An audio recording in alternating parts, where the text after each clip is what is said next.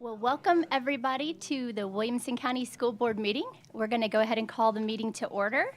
And the first thing we need to do is record attendance.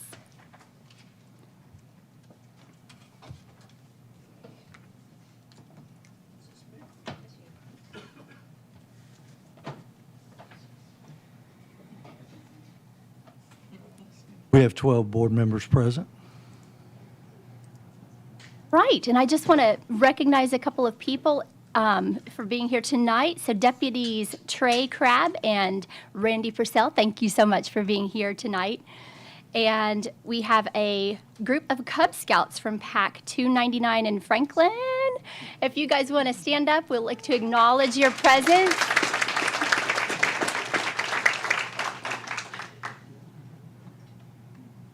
Casey, would you like to say something? Yes, I would. I would like to thank Lucas and Max for coming tonight and asking a lot of questions about what a school board member does. Really put me on my toes here. Keep me on my toes with those questions. I think we're seeing 3 potential future school board members in the audience tonight. So thanks. Thank you. Thanks for being here. And did I see Mr. Wimberly? Did you have your name? Okay, or Mr. Beasley? No? Okay. All right. And now we would like to do the Pledge of Allegiance in a moment of silence. And Mr. Mitchell, our school board member, is going to lead us in the Pledge of Allegiance tonight. Please remove your hats. I pledge allegiance to the flag of the United States of America and to the republic for which it stands, one nation under God, indivisible, with liberty and justice for all.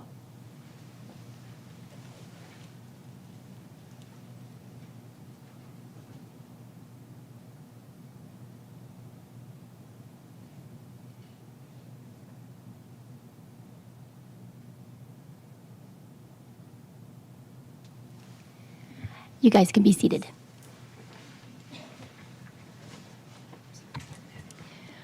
Next on the agenda, we have items of particular public interest, and this is the time when we accept members of the public to come and speak before the board. And we do have one speaker tonight, and that's Katie Sledge. Good evening. My name is Katie Sledge, and I live in the Red Wing Meadows subdivision. I understand today that my neighborhood is not up for rezoning. However, I'm here because the possibility, based on the growing student numbers in the southern area, that this will become topic for future school board meetings. I think it's important in advance to let you know the concerns that many parents in our area have. In 12 years, we will have been rezoned 5 times. This means that my family has been enrolled in 3 different middle schools. If Indy rezones, it means that we have been rezoned for 3 different high schools. So that is 6 schools that my family will have been rezoned. And I know you're not meeting about it tonight, but I know that in the future you will. So I just want you to take into consideration that the solution that I feel and many of my neighbors feel, that moving forward, that small established neighborhoods such as ours should not be subject to rezoning and squeezed out of our local schools. These small established neighborhood student numbers do not change much over the years and have very little impact on the overall population to the school in which they are currently zoned. I appreciate all that you do for us, and thank you for your time. Thank you. Thank you, Ms. Sledge. Okay, next item on our agenda is the approval of the agenda. Do we have a motion for approval? Okay, Mr. Welch motions. Do we have a second? Mr. Mitchell seconds. Okay, and if we could cast our vote, or Mr. Golden. Recommend approval. All right, we can cast our votes.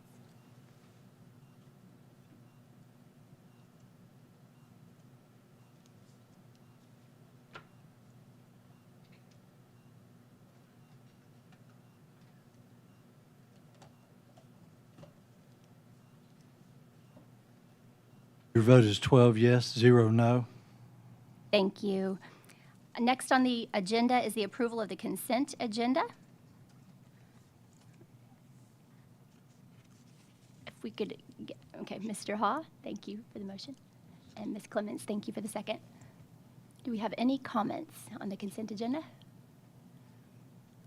All right, we can move to a vote.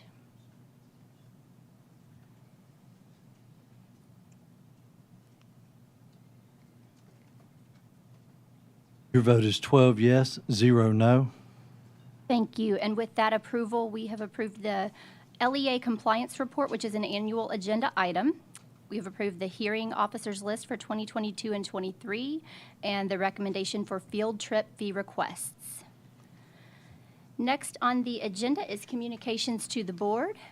Superintendent's report, Mr. Golden. Thank you, Madam Chair, and thank you, those of you who are here for our meeting, especially the Cub Scouts. Love to see you here. I'm so curious, is there a particular badge you're working on? Citizenship in the community. Thank you. So that's great to see you all here. I also want to thank our principals who are here. I know that our principals made a commitment to come to a board meeting over the course of the year. And I've noticed faces from some of our principals who've already been here this year, in part because they received awards for the high performance of their schools. So welcome those of you principals who are here with us. And also, I want to mention our work session from just before our Thanksgiving break. We had a very detailed discussion and presentation from Dr. Lee Webb related to our counseling services in the district. For those of you who didn't see that, I encourage you to go back and look at that. And I want to thank Becky Mitchell and Molly O'Neill. They are our coordinators for our high school and middle and elementary school counselors. The work that they do is amazing, and the demands continue to grow. And I really want to thank them for their work. And board, I want to thank you for the support that you've had for that work over the course of the years, through budget and through really some more substantive supports over the course of time. I did want to also let you know that our annual agenda calls for our calendar to be approved by the board in January. There have been some years that we've been able to do it in November, but this one is on for January. I know that there are some folks who are very curious about what's coming up on the calendar. We hope to have a draft to you within a week or so, so that you can start looking at it to prepare for the January meeting. As you all know, as board members, there's a calendar committee that consists of representatives from the Williamson County Education Association, teacher representatives, staff, other staff representatives, parent representatives, et cetera, to make that recommendation to you. So be looking for that as a draft, so that in part, so that you can start thinking about it, and second, so that parents can have an opportunity to triangulate our current calendar compared to what we are hoping for and projecting for over the next couple of years.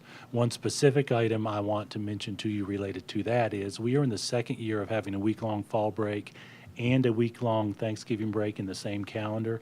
And I'm just going to tell you right now, that's worked well. I think it's been good for families, it's been good for students, it's been good for our faculty and staff. And so that's an element that I hope and expect we can have as we project out towards January. Finally, I want to mention that we have some pretty amazing student and staff spotlights. So with that, I will turn it over to Kara Birdsong. Ms. Birdsong. You, Superintendent Golden, and board members, yes, we do. We have some fabulous honors to share with you this evening. National honors. We're going to start with national honors.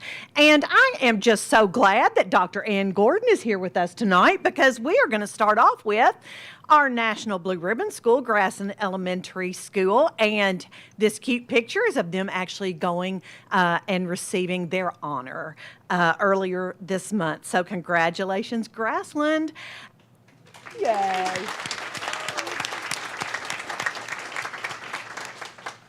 And if you guys have been with me for a while, you know how passionate I am about the National Academy of Television Arts and Sciences competition. These are the folks that produce the Emmys.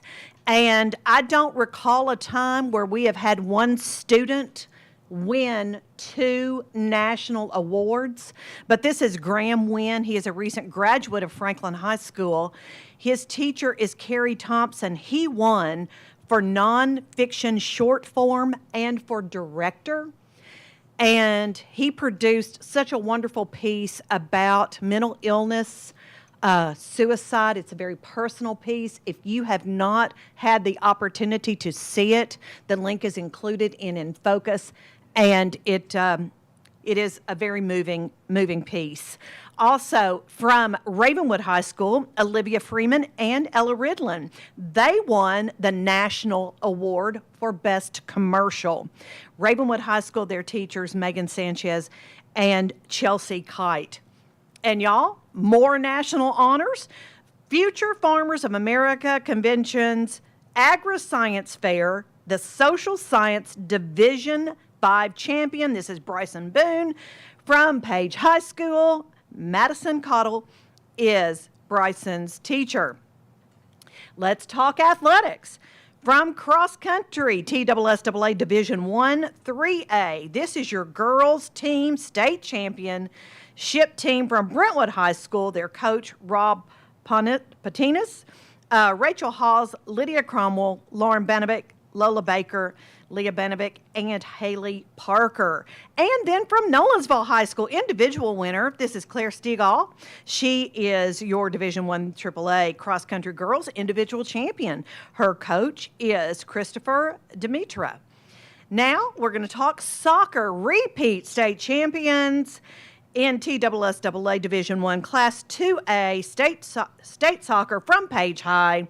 Coaches under Nathan Clapp, and Page High, guys, is going to the state championship game for football coming up this weekend, so we want to cheer on our Patriots. Now we're going to the arts, and we have approximately 30 students who have been named to the Tennessee Music Education Association All-State Choirs. From Brentwood High School, Sam Holt and Adele Smith, their teacher is Natalie Pratt.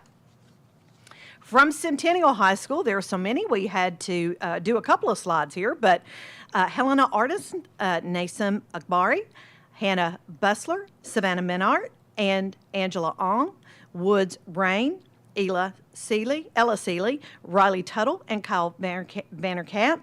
Jonathan Best is their choral director. From Independence High School, Sawyer Curtis, Michael Gordy, Brianna Neely, Nicholas Perrone, and Caden Smith. Julie Schwartz, their choral director.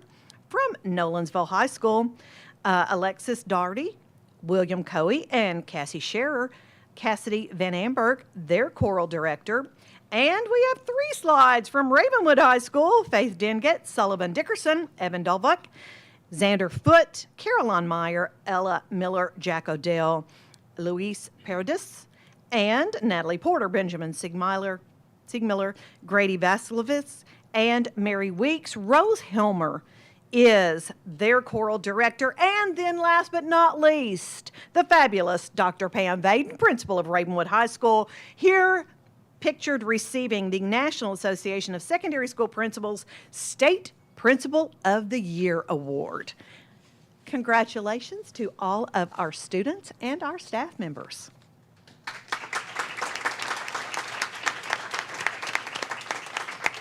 Thank you, Ms. Birdsong, and Madam Chair, that's my report. Wonderful. Thank you so much for those updates. It's exciting to celebrate all of our students and teachers. Next on the agenda, we have new business. Oh, sorry, and board chair report. The only thing I want to mention to the board is that we do not have a December meeting, so month off. Enjoy your holidays, and we will see you in January for the work session. Actually, we will see you for the board retreat. That's on the calendar and work session, so enjoy holidays. Be safe. Next on the agenda, we do have new business. And the first item is the approval of the school board meeting minutes. Do we have a motion to approve? Mr. Ha moves to approve. A second? Ms. Apriya? And do we have any comments? Yes, Mr. Beasley. Like a motion, Madam Chair, to amend to reflect that that it was my intention to vote yes to support Ms. Donna Clement's motion to amend the original motion concerning the board policy 4.401 on the textbooks and instructional materials.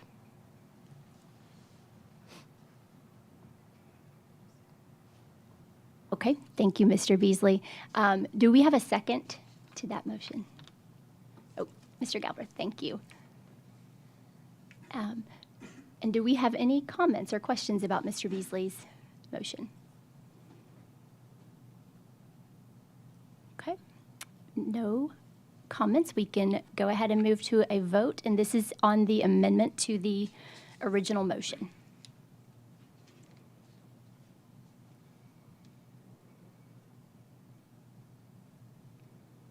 Point of order. Yes. Is this actually an amendment to the motion? Yes, basically what we're doing, because we're so limited about how we can address things once a vote is taken. And so we are amending the minutes to reflect that it was the intention. So what we're voting on is whether we amend Right, whether you want to amend the the minutes. minutes. Okay, thank you. You need a vote, yeah. Okay. And specifically, what we'll be amending, it will be, what it will state is, Mr. Beasley intended to vote yes on Ms. Donna Clement's motion to amend the original motion concerning Board Policy 4.401, textbooks and instructional materials.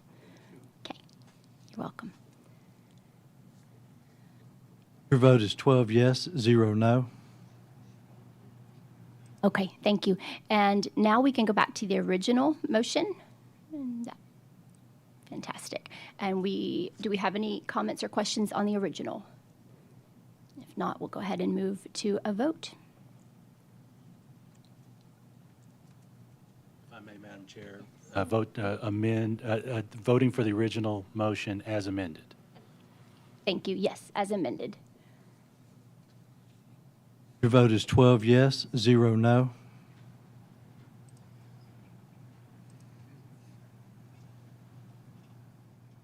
Thank you. Next item on the agenda are a series of school board budget items. Mr. Golden. Thank you, Madam Chair. Item 6B1, approval of general purpose school fund amendment, 11.22 Resilient Schools Community Grant for $39,135. Do recommend approval for you to approve that grant. Okay, do we have a motion to approve? Mr. Welch, motions, and Mr. Cash, seconds. Any comments or questions? All right, we'll move to a vote.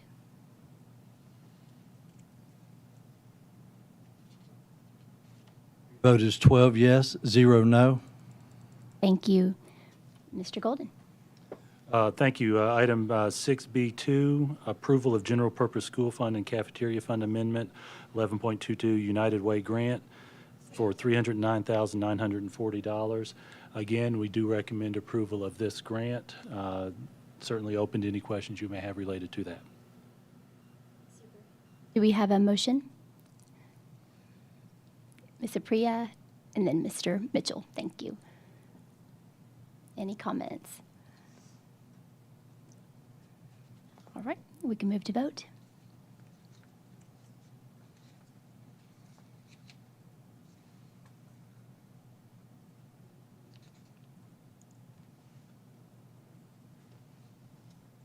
Vote is 12 yes, 0 no. Thank you. Mr. Golden? Thank you, Madam Chair. The next item, 6B3, approval of education capital projects fund 11.22, intra-category Renaissance High for $473,000. This is a request for you as a board to do an intra-category move to complete the funding necessary for the HVAC repair and replacement at Renaissance High School, which is actually a county building that we maintain. Do recommend approval. Thank you. Mr. Wimberly moves to approve. Do we have, and Mr. Beasley seconds. Any comments or questions? All right, we can cast our votes.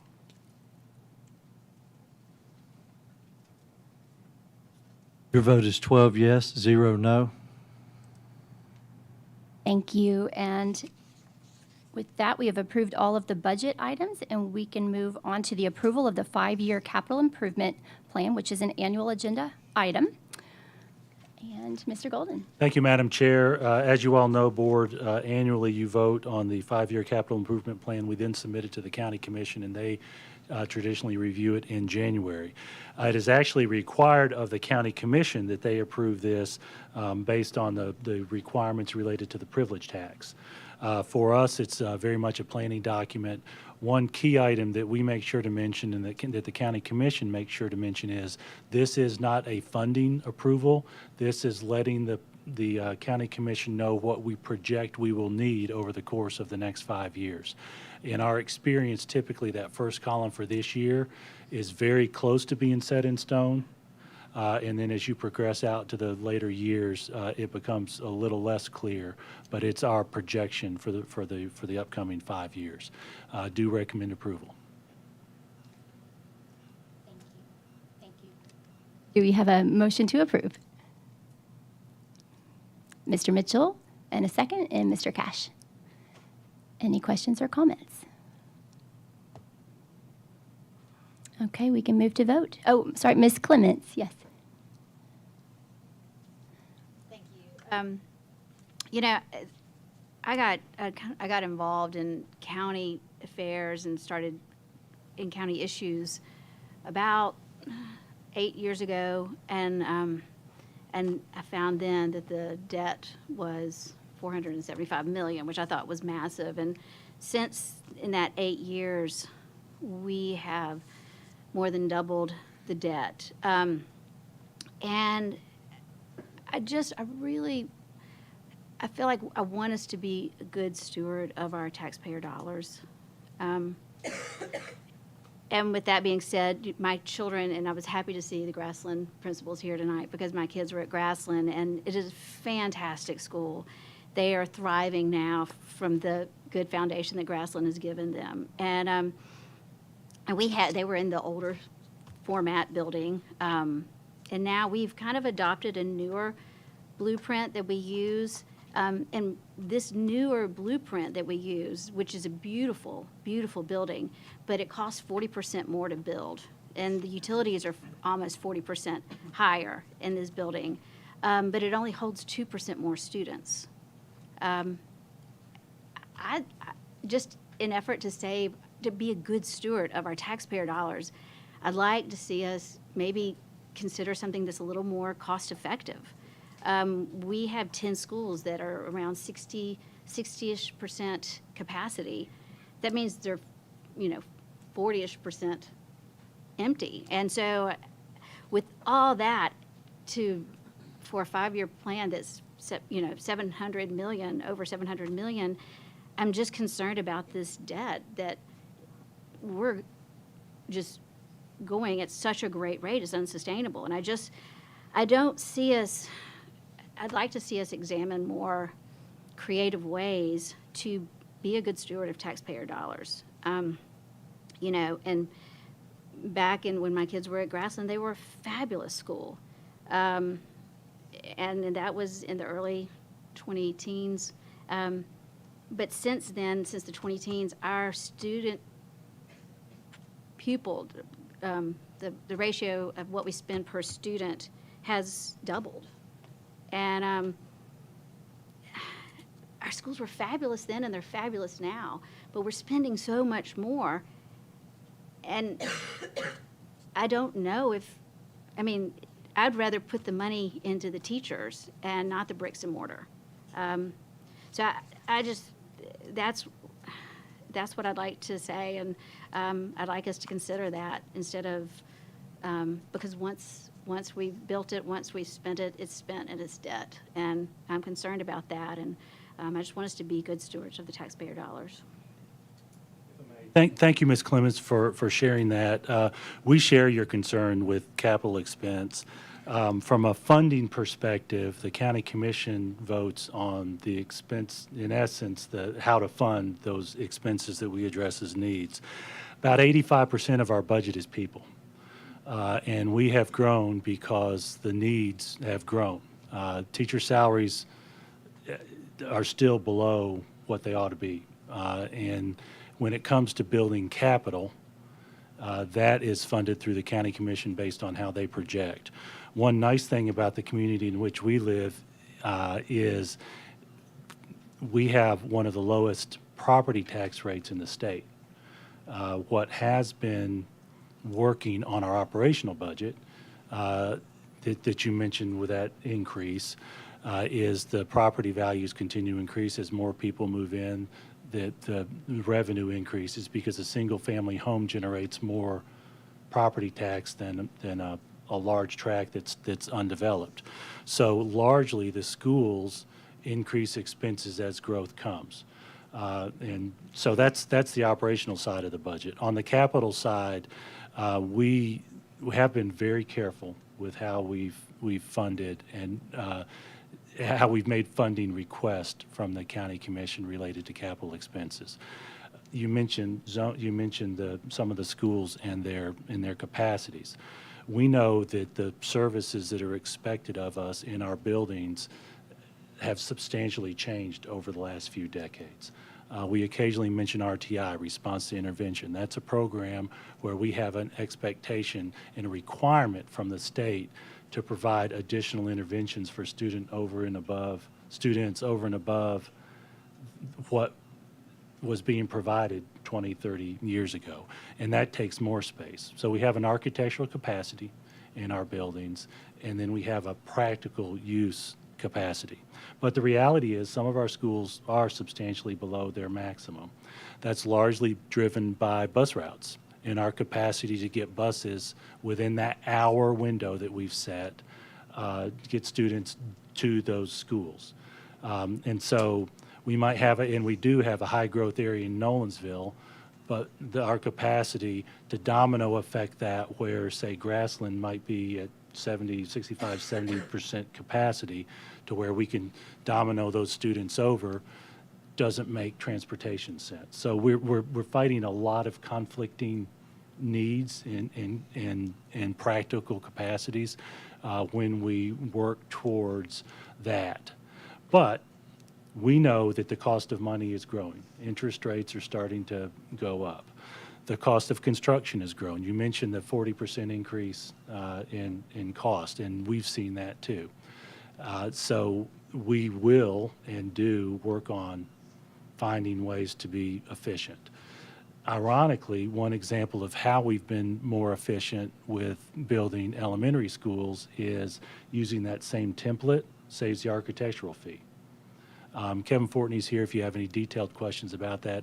I want to mention the percent of the architectural fee, but I'm afraid to because I know I'm going to get it wrong. But certainly welcome to have some really detailed discussions with you and with any other board member about that process.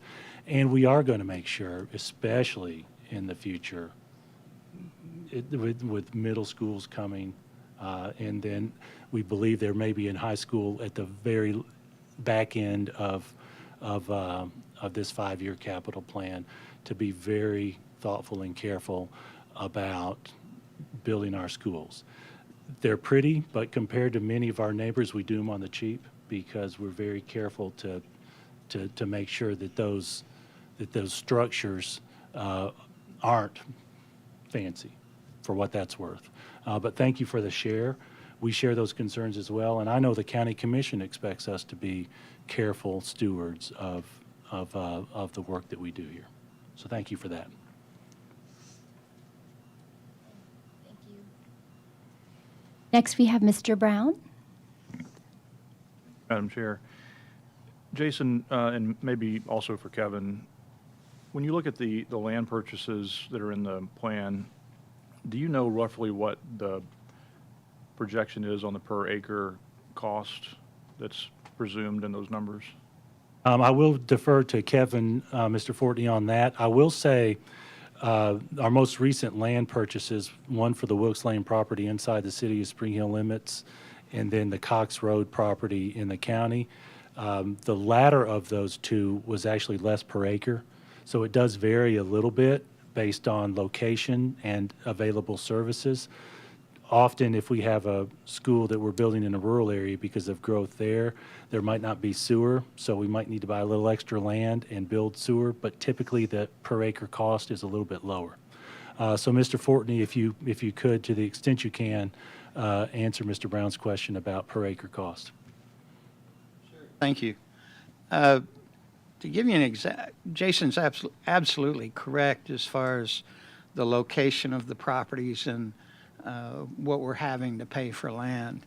The Wilkes Lane property was in the $44,000 per acre.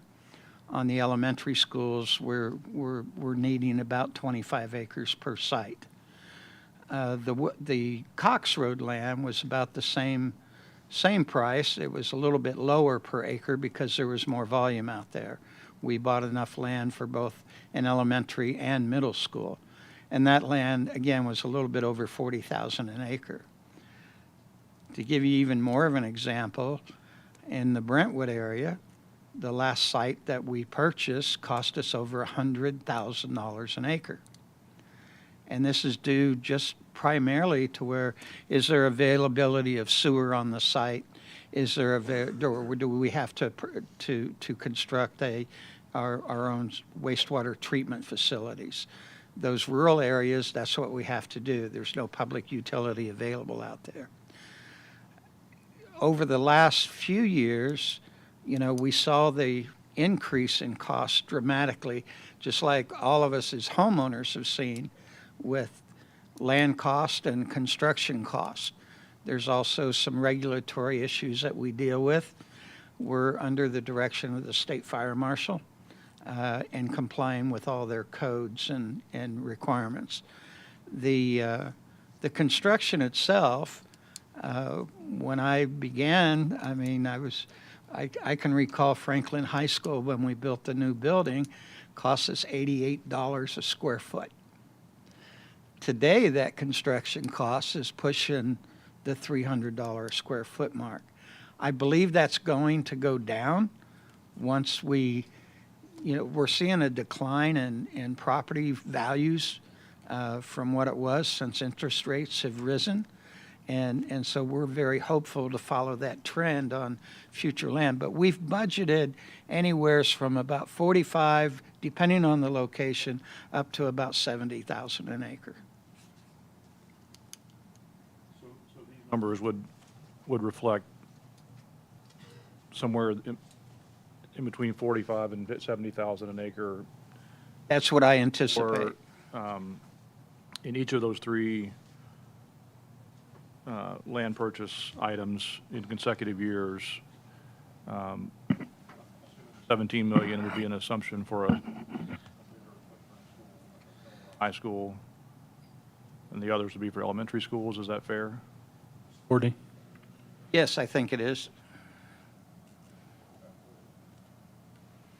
The second question is, and this is, and I apologize for not asking this via email before tonight, but so I'm a little bit putting you on the spot, but do we know of any of our existing, aside from the ones we've already done or are doing, any of our existing buildings that can be expanded on the existing footprint, either going where there's existing land available on the property or where you can add to the building or add a different structure on the same property? Do we know of any that we can utilize our current land without having to go purchase?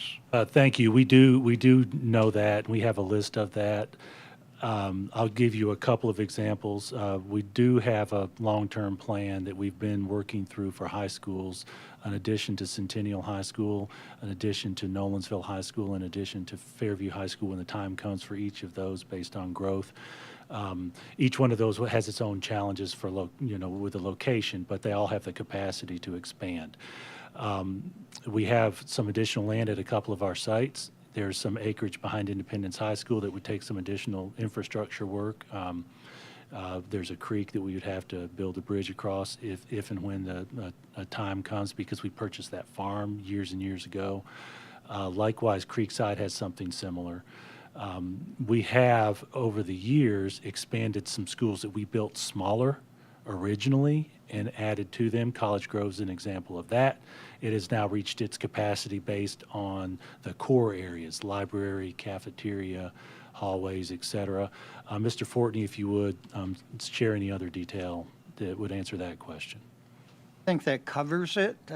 About 9-10 years ago, excuse me, we put additions on most all of the designs like Walnut Grove, Bethesda. We put additions on each one of those buildings. We've done the same thing with Hunter's Bend, Trinity. I mean, all of them have had additions put on them to the greatest capacity that we could get out of them. We're restricted by our boundaries of the land, of course, and the core of the building itself. How large is the HVAC system and so forth. And we'll continue to look at areas that we've got sufficient land that we can do that. If I may, the newer design that Ms. Clements mentioned that dates back to 2006, I think we're 16 years into that template design. Longview actually has 2 additional classrooms in what I think of as the back compared to the others. We are going to go through an analysis on the cost value of adding 2 classrooms because that's its max additional capacity based on where how we've built those. And that's something that we haven't gotten a clear answer yet on right now. Would the cost justify expanding it to the full size of Longview?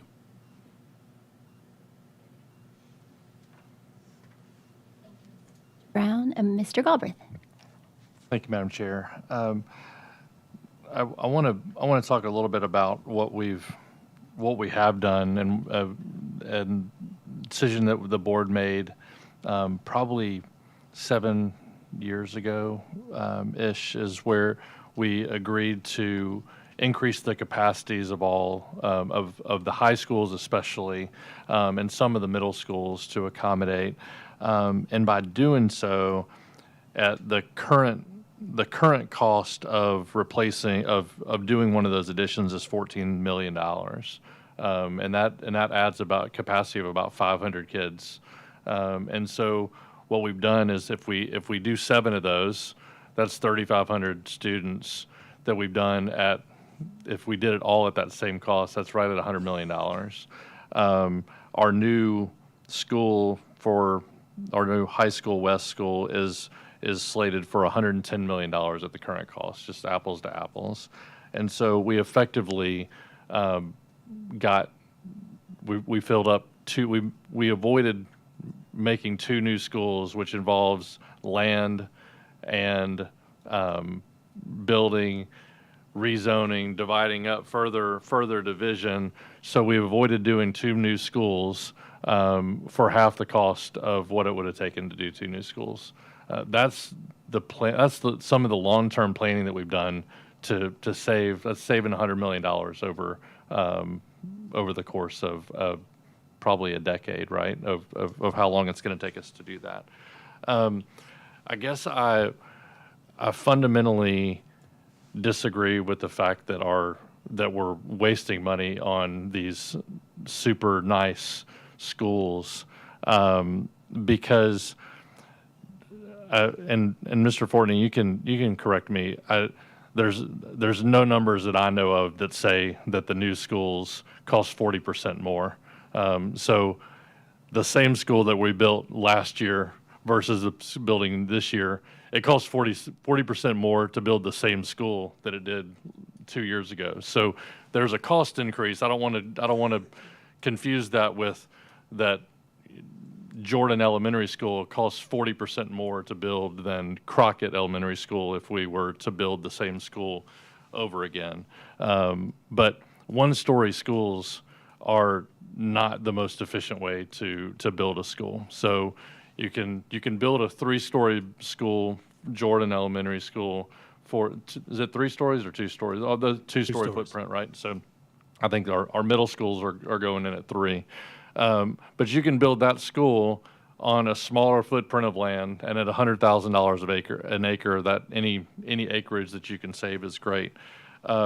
Yes, you have columns that look great, that are pretty cost effective, and you have foyers and you have larger hallways. But coming from knowing what issues we have at some of our existing schools, with Brentwood High School being a prime example, anybody who wants to tell me that having larger hallways with 2,000 students coming through them, I want you to come and say, I do not want to replicate Brentwood High School's format any longer than we did, right? So since we've been at I think Centennial was the first school that we built on the new model. That was 1996. Centennial was unique. The first one for the Ravenwood and Independence. Ravenwood, okay. We have a new design, a newer design with Summit, Nolensville, and then Page kind of parallels that. But they haven't changed as substantially. I mean, going from Centennial to Ravenwood wasn't nearly as substantial as going from Brentwood High School to Centennial. But we don't need to create new schools today with how, Mr. Forney, what's the difference in the hall size between Brentwood High School and and Ravenwood or whatever the new? Probably 4.5 feet. I was like, it's about 20%. And taken into consideration with students having backpacks that they're hauling around. So now you've got space requirements that are almost 2 to 1. So you avoid those collisions in the hallways, and it just makes it so much easier. Fire code also has a lot to do with it as far as how fast we can evacuate the buildings. So we're not going to solve. We're not solving our debt crisis by. I'm not in any way saying that we shouldn't be as frugal and get the cost as well as we can, but to substantially go in and try to reduce the quote unquote waste in our current building footprint, I think is not something that I'm willing to do, unless somebody. I mean, I guess we're all at the whim of the county commission and what they're willing to fund. But I think it's a great topic of discussion for our strategic planning sessions, and as we're talking about the strategic plan, it's not solely our job to avoid debt. I think that's such a bigger conversation than our capital plan. This capital plan won't it won't materialize unless the growth is here to go with it, right? And so all these things are contingent upon new students coming in to create the need. But I just want to I want to thank Mr. Fortney for his diligence on squeezing every nickel. I've seen it, and making sure that we make as efficient use of our dollars as possible. Thank you. Thank you, Mr. Gafford. If I may, you triggered one additional thought. I can't count the number of county commission meetings I've been at in the last 17 or so years. They are very thoughtful about the process they go through with what to fund and how to fund, and they look for multiple funding sources. And when they make decisions on capital debt, issuing bonds is traditionally how they do that. They're very careful about market. They have conversations about their revenue stream compared to their debt, and make decisions accordingly. And so I don't want to speak on for them in any detail related to that, but I've seen them thoughtfully approach that. They do maintain a AAA bond rating through, if I'm not mistaken, Standard & Poor's. I think I've got that right. Rachel's nodding her head, so thank you for that. And that is very important to them in the experience I've had watching their work. Thank you, Mr. Wimberly. Thank you, Madam Chair, and thank you, Mr. Galbraith. You said a lot of the same words that I was going to say. Mr. Golden, with your permission, may I ask Mr. Fortney a couple of questions? Sure. Mr. Fortney, how many schools have you built for Williamson County? Well, out of when I did retire, Yeah, for 2 weeks. I had touched, our department had touched 47 schools, whether it be a new school or addition out of the 50 that we're having. New schools, I think there's 22 or 20, I think 22, and then untold number of additions. So it's been, 20 years that our group has been doing this. And we Now, that's amazing. Have you ever been given a blank check to build these schools? never. Has the board always been diligent in asking questions? Much so. One of the things came up, people look at, we'll use Franklin High as an example with the columns. Those columns are fiberglass. They're not big stone columns. They're a 8-inch diameter pole that they slip the fiberglass over. So the story that they're limestone architectural columns is just not the case. We do a lot of interior work that we use paint. Paint, whether it's red, blue, green, or white, or gray, is all the same price per gallon. And so we've got some design people that know how to integrate those colors into the buildings. We don't have fancy stone walls inside the building. They're all concrete block or sheetrock for the most part. We'll have some tile in wet areas that help improve the maintenance, and it does provide some appearance.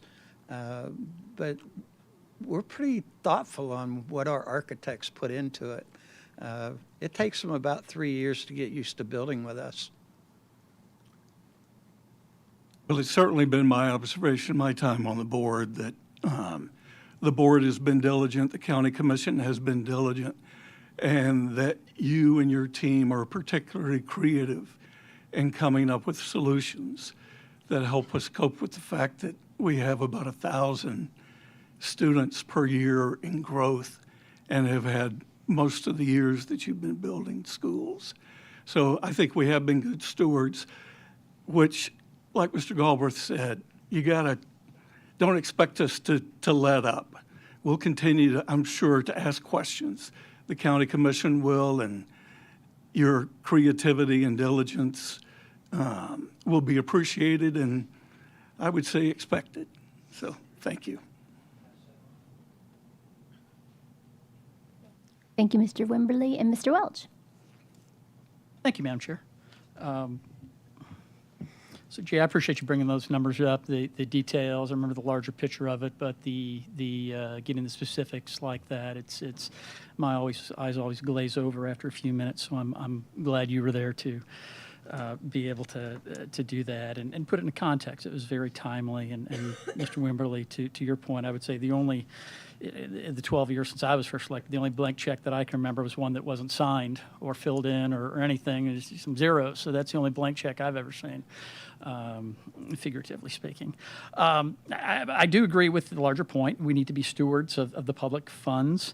And frankly, we're going to get an opportunity tonight to put our money where our mouth is on that. We've been given a good plan for the rezoning, and let's see if we've got the political courage to actually do it as we talk about it and use it wisely. So we'll see there. But I also want to be a steward of my own personal finances, but I don't skip the oil changes on my car and call it saving money and a brilliant financial scheme. And the schools is the economic driver of this community, and I don't see trying to starve them as wise stewardship. And in fact, I would say it's quite the opposite. Mr. Golden's already said, our 85% of our budget goes towards people within it. But to add a little bit more context, Tennessee, we're historically about 46th in the nation in what we spend on public education. 46. We're competing with I don't want to bash any other states, but we're not up at the top of it. And in that 46th national ranking, we're at the bottom half of the state in what we spend on students. So I would challenge anyone who sort of says, we're overspending in any way. give me one district that spends less and gets more out of it. And I don't mean in the state of Tennessee, I mean nationally. Give me one damn district, pardon my French, that spends less and gets more. This is an incredibly efficient school system, what we spend and what we get in ways I think we're too efficient because we need to invest a little bit more in our teachers, and we've talked about that. Historically, if we're spending a little bit more, well, obviously, and Jay, I think you made the great point, inflation, the cost of land, everything else, building the same widget we built 2 years ago, trying to duplicate it today is just going to cost more because the land, inflation, everything else. But even where there are changes, these are smart changes. You made the point about, Brentwood and Page hallways being too narrow, and they are. Students were at times late to class because they were, swimming upstream like salmon trying to get to their classroom in crowded hallways. The columns, if we didn't, when we built Centennial High School, we built it without theaters. We built it with an auxiliary gym that was a multi-purpose room rather than a true gym. It had a rubberized floor that wasn't good for a theater. It wasn't good for a gymnasium. You really couldn't run anything in there. It was kind of a jack of all trades, master of none, and we had to replace that. So there's additional investment that was cost savings that didn't cost, that weren't cost savings. Franklin High School, track with too few lanes. Granted, some of the standards changed, but we had to go and we had to build a new track later because it didn't get done right the first time. And then there's security issues. The fact is we are not living in the same world that we were 20 years ago, and parents do not want their children in the same buildings that were there 20 years ago because there are new threats that unfortunately we didn't have, and so we need to keep those children safe. And not only is there hard costs of all these things, but there's the opportunity costs of all these things. By not having these facilities, all those generations of students went without. They went without the theaters. They went without the better fields and everything else as we're using the money more wisely and more efficiently. So we have that opportunity cost of the students losing out as well. So I guess, I'll just end sort of with this challenge there. If there's this idea or concept out there that we are spending inefficiently, by all means, bring the specifics, share what it is, and I would love to see an example of any school district spending less and getting more than we do right here in Williamson County. Thank you, Mr. Welch, and to everybody for your comments. With that, I think Mr. Golden, if you recommend approval, we can move to a vote. All you board members, thank you for this very good discussion. I have to finally mention that I think it's important for the commission to know that we have these discussions, so thank you for that. I do recommend approval for this 5-year capital plan.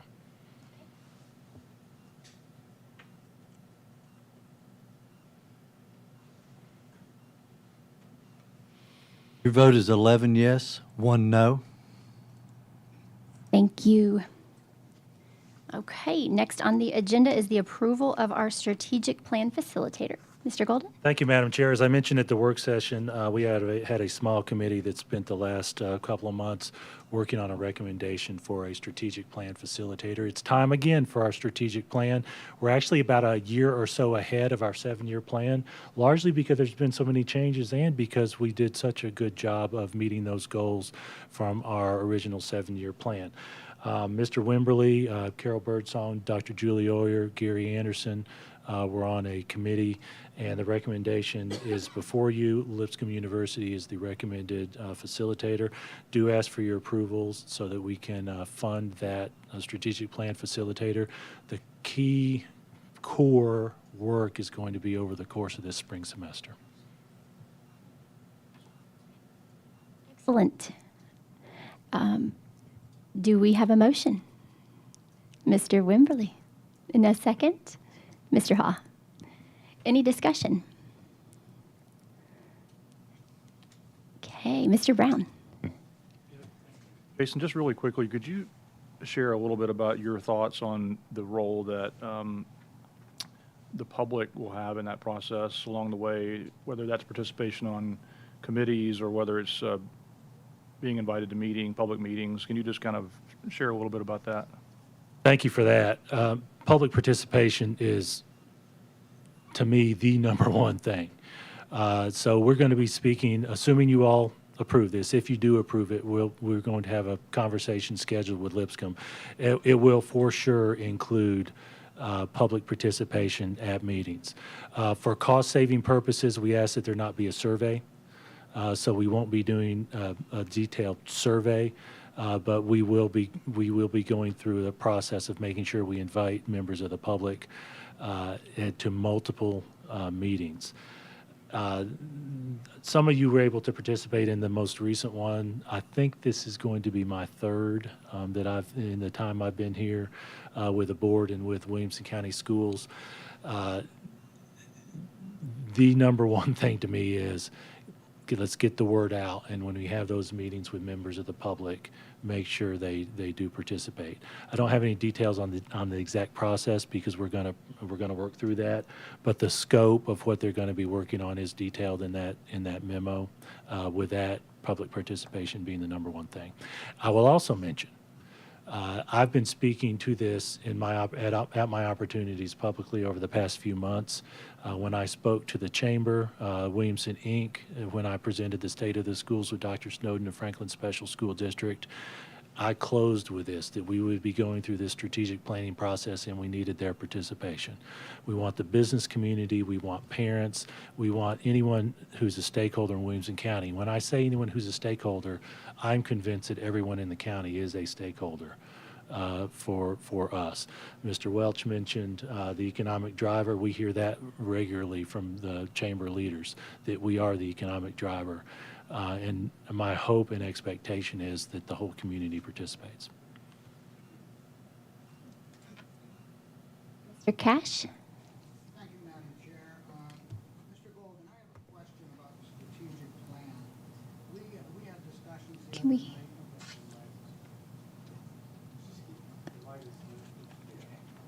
We had discussions in the work session about the strategic, or not the strategic plan, but a comprehensive.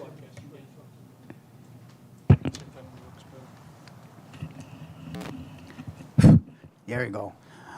We had a lot of discussion the other night at the work session about a comprehensive plan for high schools and maybe some of the things we can do to move a new high school closer rather than 2028. But there's a lot of issues that go along with that. But I've been sitting here thinking about it. Would it be a good time to have that discussion along with the strategic plan? Thank you for that, Mr. Cash. I do think that part of the discussion, the strategic planning process, ought to be related to what our community values. We had a discussion about school capacities, about schedules, about zoning. I know that a couple of you mentioned the possibility of looking at high school zoning from a intro perspective rather than from where we are. Yes, we want to hear what our community values. Okay, we just don't want that to get buried somewhere. Thank you. Mr. Wimberly? Thank you, Madam Chair. If I could address Mr. Brown's question and Mr. Cash's. When we were talking with people, the public engagement was probably the thing that we talked the most about, how to best accomplish that. And the group that we have recommended from Lipscomb, they have a good bit of experience of doing this, particularly in schools. And to Mr. Cash's point, one of the things that they want to make sure they do is they want to interview all of the board members individually and make sure the board is involved in the process throughout so that we don't forget about things that are important to us as well as to the public. like the high school plan. So I think that I think the stakeholder engagement is one of the most impressive things that they were able to articulate to us. Would that be a fair statement? Thanks. Super. Thank you very much. All right. If we don't have any further discussion, we'll go ahead and move to the vote.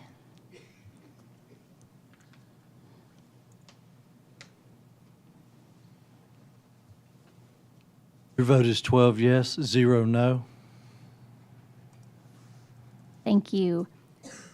Okay, next on our agenda is the review of the Code of Conduct. This is an annual agenda item.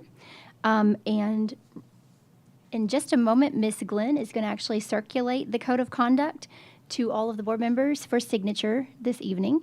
So if you guys would not mind signing that, that would be great. And that's after we approve this, by the way. And we'll go ahead and open the floor for a motion to approve. Mr. Welch, in a second. Mr. Priya. Any discussion? Mr. Cash. Thank you, Madam Chair. Again, I have some questions about the Code of Conduct. We sign this every year. I've been doing it since I was on the board in 2014. We sign this document in good faith. We have a protocol, so to speak. But I'm having a hard time making a decision on whether or not I want to even sign this. For the simple fact, it doesn't matter.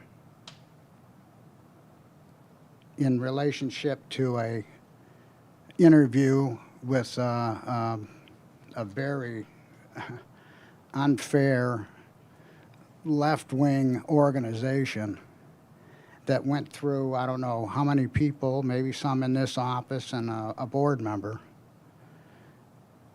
I think that's just too much. It was unfair.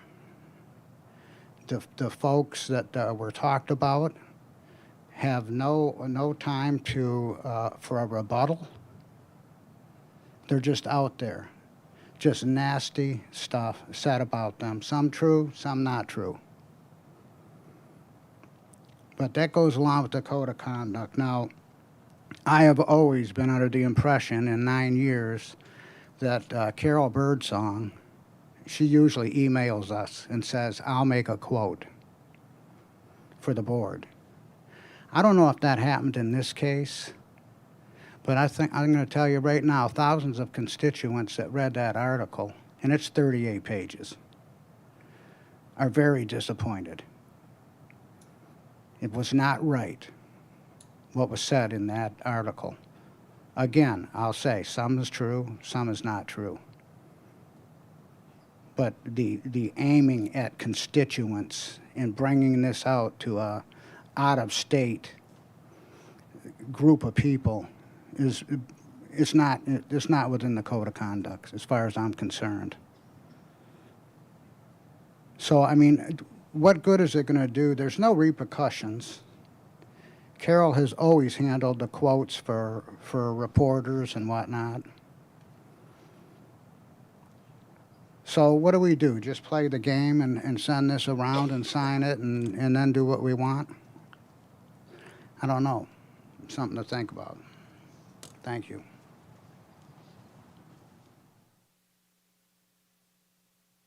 Mr. Welch. Thank you, Madam Chair. Mr. Cash, those are some strong statements. Would you like to clarify what you're referring to? What document or article?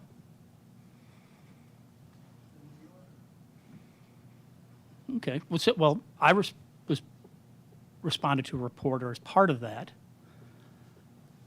So certainly did not respond as the board and responded as part of my campaign. So if we want to have this conversation, I mean, I'm fine with that. I'm fine with defending sort of what I said. Didn't say anything negative about any of my colleagues. think everything I said was factual in it. I mean, Mr. Cash, if you want to get into this, I recall you being in the Tennessean for telling constituent that she hated children. So it kind of goes both ways. If we want to have this conversation, let's have it. I think it would be a great thing to do at our strategic retreat. But, you know, the length of the article, or it was out of state, or so what? So what? What do you mean, so what? I think that's That very it was important. a long I think it's article, fair. or so what that the reporter was out of state? So what?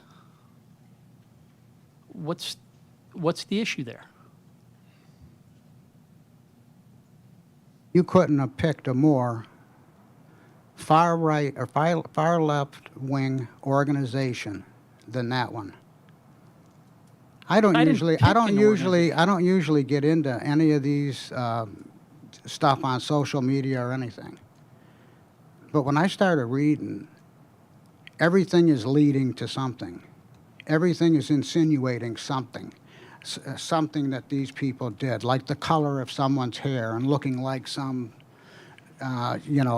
anti this or that.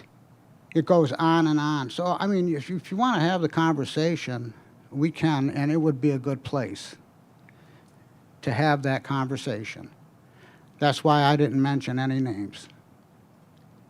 I would appreciate if you had, rather than just alluding to it, since I think we all knew. Alluding to it, all you got to do is get online and look for it. It's there. Read it. Hard copy if you like, as opposed to seeking out certain groups. I'm contacted by a reporter who asked my experiences, and I responded openly and honestly and factually.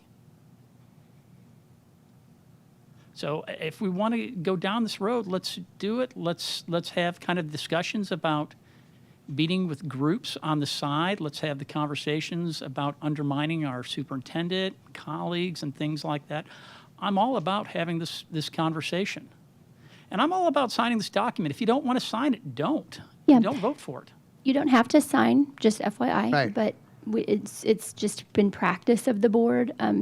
But I think perhaps we could add this to our board retreat agenda because it's something that seems like folks want to talk about. So consider that. I'll circulate some proposed agenda topics, and this might be something that we could talk about there so that we can dedicate some time to it, because we definitely want to make sure we are all supporting each other and upholding the code of conduct.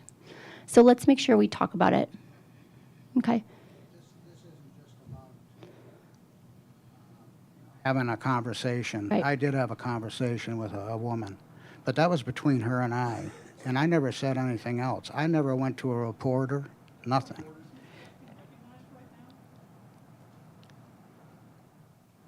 Good. Mr. Cash. So, well, we can wait. We can wait. Let's do it. Let's do it at the retreat. Thank you. Thank you. Thank you. And Ms. Cleveland.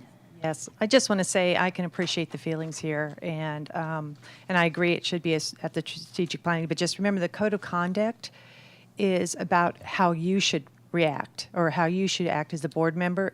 Nobody can control what anybody else does, but you're signing it as a document on how you should act, not by how other people. And that's the way you can look at it. That's the way I look at it, because I can't control how other people act. Thank you. Oh, Mr. Brown. Thank you. And I failed to ask this at the work session, but a couple of things. I didn't catch this at the work session either. At the top left corner of both these, the code of conduct and the board norms that follows this, it says reviewed annually in July. Is there a reason why it says that versus November? I'll speak to that to the best of my knowledge. I think that's an error. The board votes annually on the annual agenda, and we are driven by that on when we place this on the agenda. So I don't know why in July is there, but we can try to look back to try to determine that. Then maybe just a little bit of a history lesson for my benefit, if no one else's, and maybe for the benefit of those listening. What was the genesis of, I see the issue dates on this one and the norms, but what was the genesis of these two policies? First of all, the issue dates are when TSBA picked up all our board items, so the 21 issue date does not reflect the origin. Mr. Anderson is here, and I'm going to speak to it and then ask him to fill in if I've missed some of it. As I understand it, the board established a code of ethics before the state required a detailed code of ethics. This language largely reflects that, with some changes over the course of time as the board got more specific or approached it differently. Subsequent to that, the state initiated a requirement for a code of ethics that was largely restricted to financial issues. There is a separate code of ethics in the board policy manual to comply with that state law. But the board, over time, chose to remain committed to what was then called the Code of Ethics, change the terminology to Code of Conduct, based on the board as a whole voting to approve this on an annual basis. Mr. Anderson, you may have better historical knowledge of this than me. Original Code of Ethics that we had was a combination of the TSBA document and the NSBA document. We pulled the best elements out of each one to create our original. It has changed and morphed a little bit over the years, and as Superintendent Golden said, we had one in place before the state required it, so we were trying to get ahead of the game on it. It was basically to say how we should be acting during board meetings and when we're not in board meetings. And it was just the goal of the board to establish it that way. And every year we went through it just to make sure everybody was on the same page. I think there's, legitimate arguments about how consequential these documents are or how enforceable they are. I think it's worth having a conversation at the retreat about that. I mean, I'm prepared to sign it because I think it's more about goodwill than it is about anything else. But I do think in the larger context of us looking at policies across the board and saying which ones are redundant, which ones are necessary, I'd love to see us be in a position where we can reduce the number of policies we have, not add more to it. I wonder if there's not an argument for combining these two that are before us tonight. I'm not saying do it tonight, but in the future, when we revisit these on an annual basis, is there an argument for condensing these two and combining them? They essentially say a lot of the same things. Some of this is type things, some of it's process. Confidentiality of information, that's pretty important. Using social media, not sure how that belongs in an official board document, personally, but we can have that debate down the road. But I mean, I'll sign it tonight for the purpose of goodwill, and I think it expresses the right spirit, but I think it does raise some important questions about process. Thank you. I'm noting these comments, so I appreciate all the feedback here. We'll make sure to get this added on a proposed agenda. Okay, so we have our motion and a second. We can now move to a vote.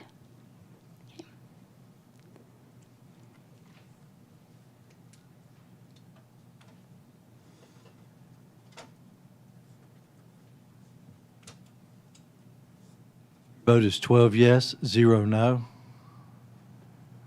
Thank you. The next one is similar to this one. It's the review of the board norms, and this is another annual agenda item. Nothing to sign on this one. This is just one that we can move to approve and then have discussion on if we would like. So do we have a motion? Mr. Mitchell and Ms. Apriya, seconds. Any discussion?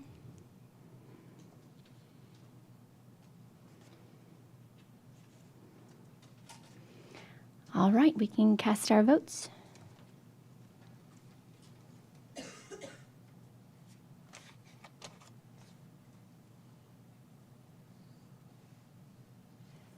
Mr. Cash.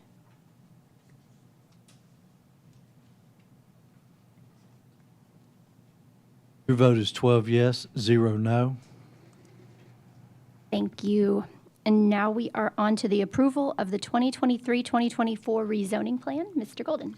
Thank you, Madam Chair. As you all know from the work session, we have broken this recommendation up into 4 pieces. It does not include any recommendation for a high school rezoning other than item 4 for 2 or 3 neighborhoods that have not yet started development. First, the approval of Wilkes Lane area rezoning. We do recommend approval based on the many meetings we had in board discussion of what is in your board packet. And Tim McNeese, if you would, pull up this to give you a little bit more detail of the recommendation for Wilkes Lane. We do recommend that all subdivisions west of Columbia Pike, Main Street, including the new development of Preston Park, 138 units from Longview to Wilkes Lane site. And I'm going to not read any of the numbers after this. Buckner Place, Campbell Station subdivision, Parkway, Cherry Glen, Churchill Farms, Crown Point, north of Campbell Station Parkway, Loopers Landing, Shannon Glen, and Tanyard Springs, from Heritage Elementary to the Wilkes Lane site. Columbia Pike, south of Kreitz Lane, Maplewood Estates, Newport Crossing Station South, Thompson Station Road area, east to Clayton Arnold Road, and approved developments of Roderick, Newport Executive Condo, Sanctuary Bluff, and Parsons Valley, from Thompson Station to Elementary to Heritage Elementary. That is the proposed elementary. With rising 5th graders grandfathered in per the board policy. And just to make sure you know that we have the maps in there too as part of the proposal in the board packet. Related to that, the middle school zones that would be associated with it, and I have that language there before the board, that would include those additional pieces, plus recommending rising 7th and 8th grade students be allowed the option to grandfather to remain at their current school. Do recommend approval. Certainly open any detailed questions you have. Allison Nunley is here on the dais, just in case you all have some additional questions beyond the meetings we've had. All right, do we have a motion to approve? Mr. Mitchell and Mr. Cash seconds. And do we have any discussion?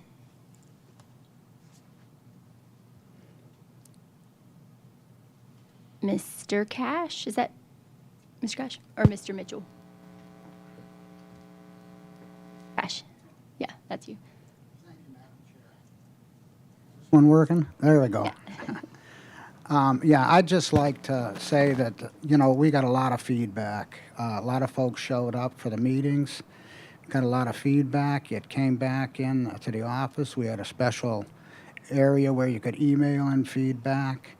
We did this throughout the county, and we got our constituents' ideas and different changes and whatnot, and it was all rolled up and it was looked at very carefully. And I think this zoning is one of the best I've seen and the most organized, and I'd like to thank Jason Golden for considering what each and every board member had to say in response to their constituents. I mean, we know people have to be rezoned, but I think we're doing it the right way, and we're looking at every way to improve capacity in schools so that we can do this, change bus routes so that we can do this. It's just, it's been a lot of hard work and dedication from the staff, the board members, and all involved. And I just wanted to thank you. Mr. Haw? Thank you, Madam Chair. I just wanted to thank Ms. Nunley and her team for a great process. I thought the presentations are excellent, and the format by which we solicit the feedback from folks is really good. And I hope everyone realizes that every form that was filled out was compiled and shared with the board. It's a very thorough, exhaustive process once it's presented, and that doesn't even give enough credit to everything that's done prior to that. Individual meetings with board members, all the feedback solicited, the permutations that you're looking at, the knowledge and research of upcoming subdivisions, every bit of information that is possibly part of this massive algorithm that you come up with is considered, and it is an impressive process and a great work product as well. So thank you for that. Apologize, Mr. Mitchell. Thank you, Madam Chair. I would echo Dan's point that I think that our ability to collect community input and address our plans based upon it was very well done this time. I think the empty seats we have here tonight is a pretty good indicator of the fact that we've kind of addressed a lot of the concerns, if frankly not most of all of the concerns. To that point, I'm supportive of this plan, but I would like to request that we, in the next year, first of the year, put on our agenda for our policy meeting to review our out-of-zone policy. Because the fact that our out-of-zone, the state has required us to expand how we manage out-of-zone requests and opportunities. And I think Jason made a very excellent point that it's almost more stable for a family to be out-of-zone than not out-of-zone from a rezoning standpoint. And I'm not convinced that's the right way to do this. So I have some ideas on how we look at it. I know that we have multiple categories of out-of-zones, including teachers in the building. Obviously, our grandfathering is an example following a rezoning. But if I've got, and I'm just using numbers that are not specific to some school, but if I've got 50 to 100 students attending a school out of zone, and we're looking to modify 150 or so students out of that school because it's at risk of being overcrowded, I don't know that it's right to ignore the out-of-zone students or to reset those out-of-zone students before we go and rezone the local neighborhoods that are around it. So that's I believe we've got to review that, and that's my one request, is that we spend some time next year talking about that.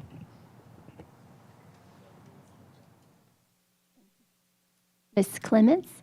Madam Chair. And I just wanted to echo what these guys said about, I'm just in awe of the work that the staff did on this. And I know there's no such thing as a perfect solution, but I went to the community meetings, which was wonderful to meet the people and see just all the people that are involved in this and meeting with the community. So I just want to really thank Superintendent Golden and Ms. Nunnally and all the work that you guys did on staff. I really appreciate it, and you guys did a fantastic job. Mr. Welch? Thank you. Elliot, I love your idea about the out-of-zone zoning, looking at that. I think it's long overdue and a great suggestion. I would say along with that, I would like to look at how we do in-zone zoning as well. We kind of always get to the point on these where we have the plans presented to us, and I think it's probably time we have sort of a philosophical discussion on how we build our zoning from scratch. Specifically, one of the big issues for me, and I don't think this is the only issue, but it's one of the larger ones for me, is we start from the bottom up, where we zone to elementary, and then we do the feeder patterns, and then, it ends up at high school. So to use the analogy, we put the small rocks in the bucket first, and, the sand, and then we try and fit the large rocks in after the fact, which is counterintuitive. And the reason it is like that was, Josh's question about talking to the community, which is important, is great and needed. But I would say along with that, we need not only to listen, but we also need to educate the community and give feedback, because the reason why we have it the way it is we had our listening sessions. If you go back years and years, and the community said, well, we want clean feeder patterns, and that's kind of become the mantra and the basis for how we do it. And so we, as much as possible, we try to feed it up. What we didn't do when we had those conversations is said, okay, we can do clean feeder patterns, but here's the implication, is that at the top of the pyramid, the high school level, so there's going to be more zoning, because once you get into that feeder pattern, you're sort of locked in. And so our biggest question about, well, why do I got to go to the high school that's further away from me, opposed to one near me and everything? It's because of that feeder patterns that we talked about, that we took from the community because we listened, but didn't educate and go, is this really what you want if these are the implications of it, yes or no?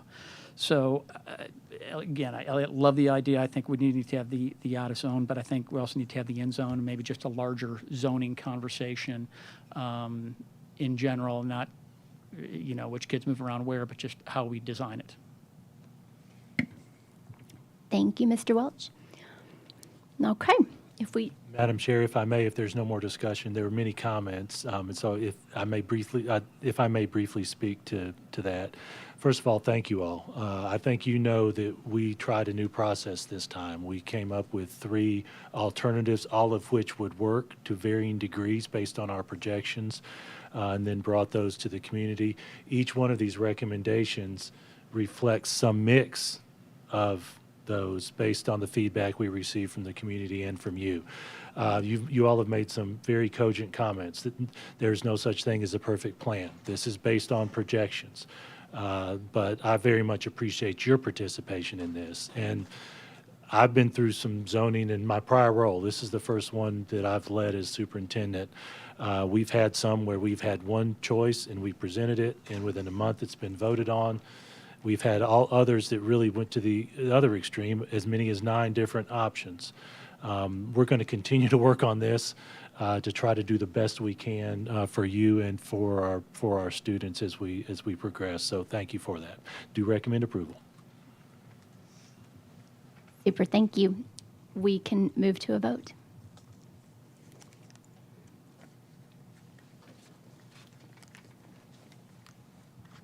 Your vote is 12 yes, 0 no. Okay. Our next item on the agenda is the approval of the Cox Road. No.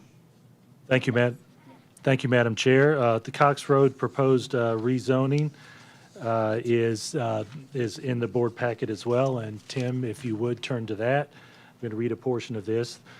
For the new Cox Roads zone, the current College Grove Elementary zone north of 840, excluding the Murfreesboro Road area east of the Horton Highway, Nolensville Road intersection, and the approved developments of Fiddler's Glen, Hyde Park Hill, and Reed's Vale from College Grove to the Cox Road site.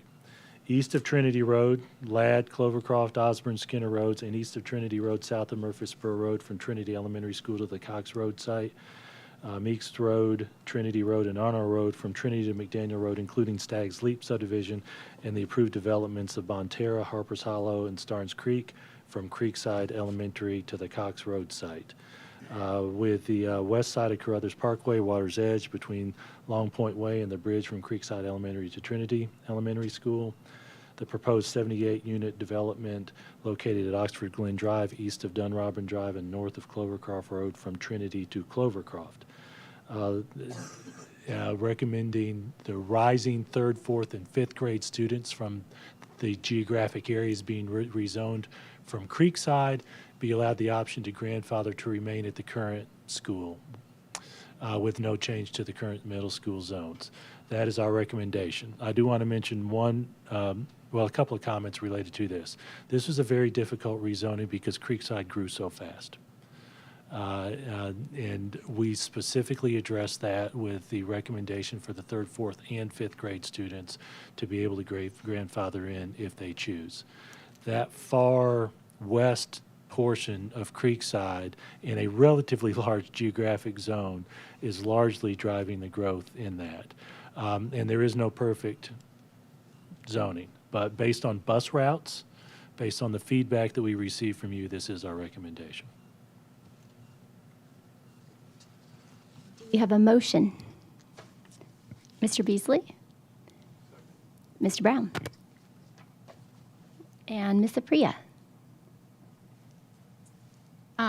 So if, I guess I have a procedural question. If I wanted to make a motion to amend a piece of this, I could go ahead and do that right now.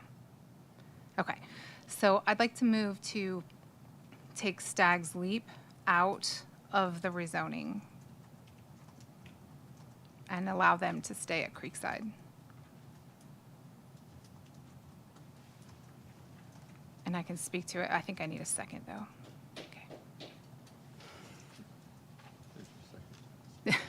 He's not on the board. We have a second to Ms. Apriya's motion, and this would be to remove Stag's Leap from the plan and leave them at Creekside, right? Okay. I'll second to hear what she has to say. Okay, Mr. Galbraith seconds. So if you look on slide 22, this is talking about 41 kids, and we've heard a lot from the families in that neighborhood that really don't.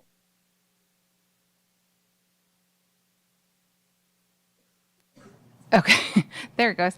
They were just moved from College Grove Elementary to Creekside 2 years ago in 2020.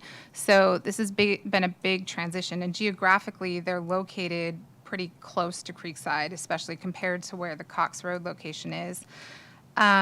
So in my opinion, I feel like it doesn't make sense to move them when they've already been moved. And I mentioned this in the email, I mentioned this at the work session, I've mentioned it a lot.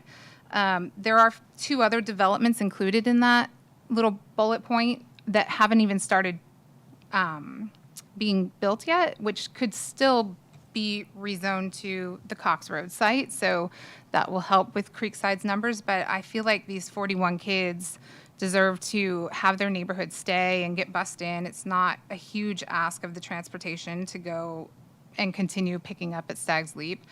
I feel like we need to start thinking more forward.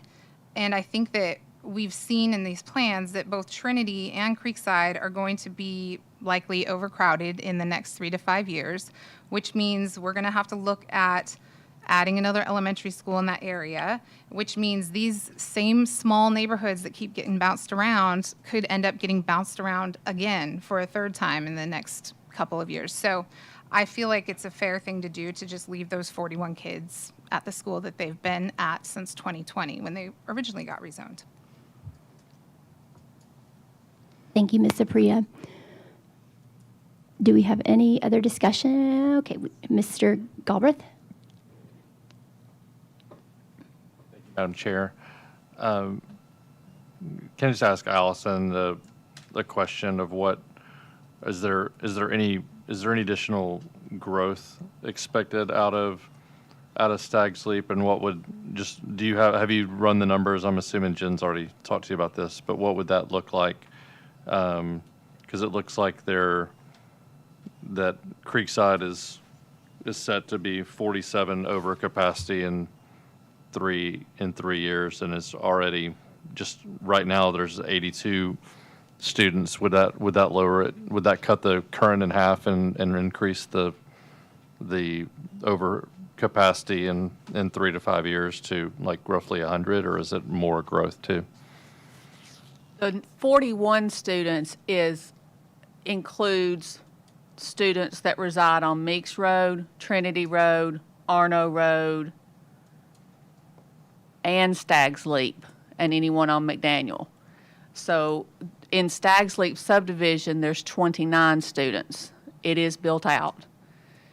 So if the motion is just Stag's Leap, they'll be an island by themselves off Arno Road. Meeks Road is, if I remember correctly, does not have any current K through 5 students, but does have the 3 neighborhoods. 2 are proposed and 1 is starting to build houses, or will be soon, and that's Bonterra. So are you saying that we would, because I'm just not familiar, I'm looking at it on the map, but I know it's close to page high school, but would we create a non-contiguous zone if you just pulled out Stag's Leap? Yes, sir. That just goes against our policy, right? Do we have a policy regarding, or is that just a? We don't have a policy regarding that. It's largely driven by bus routes. I can think of one in the district right now, and it's Walnut Grove, because there's a piece adjacent to Franklin Special where there's not a connection. So it's not unheard of. But your question of Ms. Nunley, I think was a little bit different, wasn't it? Or was that? Well, my question was there any growth left? Was it just, right, so gotcha. she answered it. It's 29 current students, and there's no projection of growth in that number over time. But if I'm not mistaken, if it was just Stag's Leap, there would be a bus there, and it would pass through another zone it would pass through the new Cox Road zone on the way to Creekside. Albeit by probably less than a half a mile or something like. I mean, it would be creating a non-contiguous zone. Okay, that was my question. Well, I don't know. I just. Okay. Mr. Galbraith, did you have any other? No. Okay. Mr. Cash?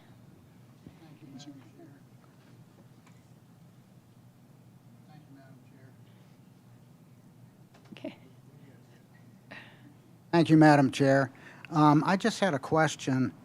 You know, there's 29 kids in Stag's Leap, and you said there was 41 total, Ms. Nunley, for Trinity Road, south of Meeks. Yes, sir.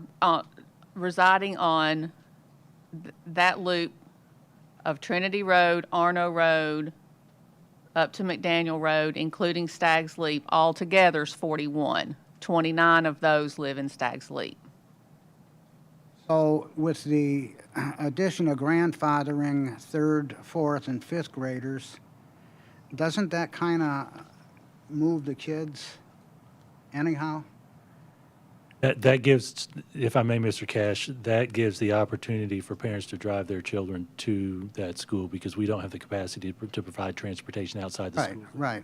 So yes, that would allow them to stay if they chose at Creekside. So, I mean, you've got, then how many are left?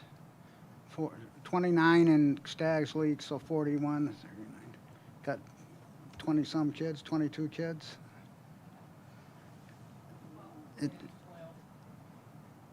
It seems, I don't know, to just do them all. And I know bus routes comes into this big time. And we're having enough problems in some of those areas just keeping up. If I may, just as a reminder to you all, when we projected growth, we looked at the overcrowding of College Grove and Creekside being at capacity and being, well, very close to capacity and being a high growth area. And we projected, based on our community meetings, that we could get by with allowing for the grandfathering. But if we keep the neighborhood there longer term, Creekside will become overcrowded quicker. And I know, Mr. Priya, you mentioned this. I'm going to use my articulation. It will happen quicker than we recommend. So that's the issue that you all will have to decide.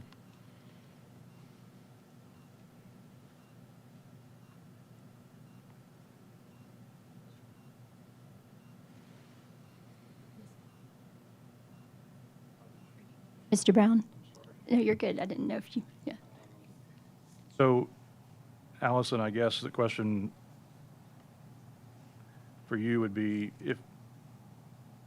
if we were to do this, it would have to encompass more than Stag's Leap in order to be contiguous. We've established that. Where would I'm not going to use the word logical because you probably wouldn't use that word, but where would a line potentially be if you were going to draw another line to make that contiguous? If you were going to go all the way out from the current proposed border of Creekside Zone and Cox Zone, which essentially runs along Paytonsville Trinity Road on the east, would you just track Arno Road the rest of the way out? McNeese, can you show slide 21?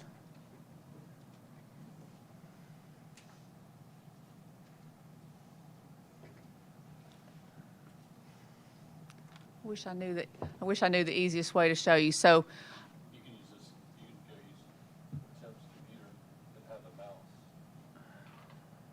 do you want me to do that? That's the slide I'm looking at also when I'm asking the question. I'm just wondering if Arno Road has to become the new boundary line all the way down. Your question, this is largely going to be driven by bus routes. You all, if you all saw the emails today, I answered one different area where the request would have triggered us to have a bus turnaround where there was not a bus turnaround.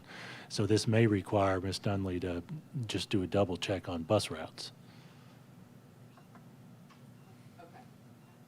So this whole section here was originally attends Creekside today. So if you're recommending or proposing to pull out where there's students, you would take Trinity Road, come down here and include Arno Road, and then scoop underneath Stag's Leap. And then that would leave Meeks Road with the 3 new subdivisions coming yellow. So this would be green, and then this little tail would be yellow, if I'm understanding correctly the motion.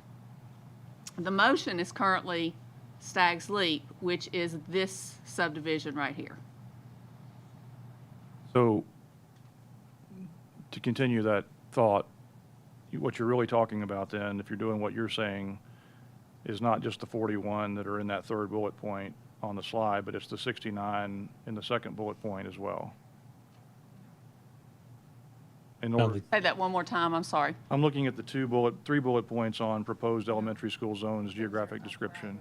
The 69 are up east, northeast. That's not included. Those would stay at Cox. I believe it's the last one for Cox Road. That's 41 K through 5 students on that first geographic description slide. So, Madam Chair and Mr. Cook, just as a double check, as I understood the motion, it was strictly Stag's Leap. Ms. Nunley has let you all know that within that last bullet on slide 24, that is the 41 students that include Stag's Leap. 41 would include Trinity and Arno Road and Stag's Leap. Yes, sir. So to answer your question, Mr. Brown, she's referring to the 41 in the third bullet. You have mentioned the 69 in the second bullet. And as I understood Ms. Apria's motion, she motioned for a portion of what's described in the third bullet. But what Allison's saying, where there's a disconnect is that you wouldn't be leaving that little southern portion below Meeks in the Creekside, in the Cox Zone. If you do the whole third bullet, you'd be wrapping that up into Creekside as well, right? So it becomes everything south of Arno down to the ground to the new College Grove.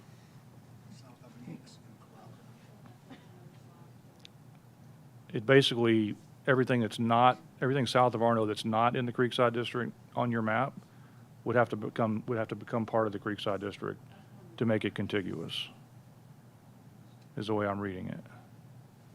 Nunley, did you get Mr. Brown's question? Right there. Go back one.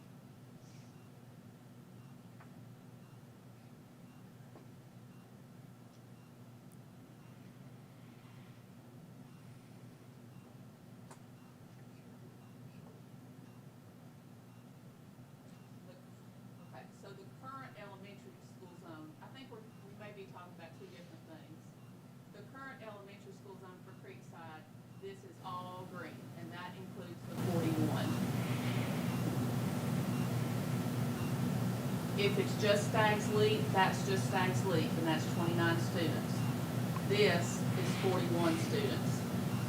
But if you still want to move Meeks Road and the places that has no current students on to Creekside, that's this road here. Priya, did you want to make a, yeah. That's okay. I'd like to amend the motion so that we can clarify things. So if you're looking at the third bullet on, is that 22? Slide 22. It says Meeks Road, Trinity Road, and Arnold Road from Trinity to McDaniel Road, including Stag's Leap subdivision and the approved developments of Bonterra. I would take out the first parts that say Meeks Road, Trinity Road, and Arno Road from Trinity to McDaniel Roads, including Stag's Leap subdivision, and remove that so that they would stay at Creekside. And the third bullet would now just read the approved developments of Bonterra, 37 lots, Harper's Hollow, 33 lots, and Starnes Creek, 38 lots, would go to Cox Road. So they haven't been ever rezoned. They're not built yet. Those would go to Cox Road. That's fine. Everyone else who was rezoned from College Grove Elementary to Creekside 2 years ago on Meeks, Trinity, and Arno, including Stag's Leap, would stay at Creekside. And I think it is contingent then because it just kind of takes that whole chunk and loops under Stag's Leap and keeps them at Creekside. But as those new developments go in, they'll be their own little peninsula that go to Cox Road. If I may clarify, those 3 developments that are approved and not started are all off of Meeks Road. So in other words, all So of we can't Meeks take Meeks Road Road. would go to Cox Okay. Road School. So then the other, wherever those 41 kids are currently that are in school. They are off of Trinity Road south of Ladd Road, Okay. Arno Road between Trinity Road and McDaniel Road So intersection. the third bullet should just say Meeks Road, including the approved developments of blah, blah, blah. Okay. That's what I'd like to move. And I'm okay with that as well. Thank you. Okay, so, yes, Mr. Brown. So can you do what she's amended it to say and keep a contiguous zone? Yes. Geographically, let me ask an additional question, if I may. Have we analyzed the bus route impact on that?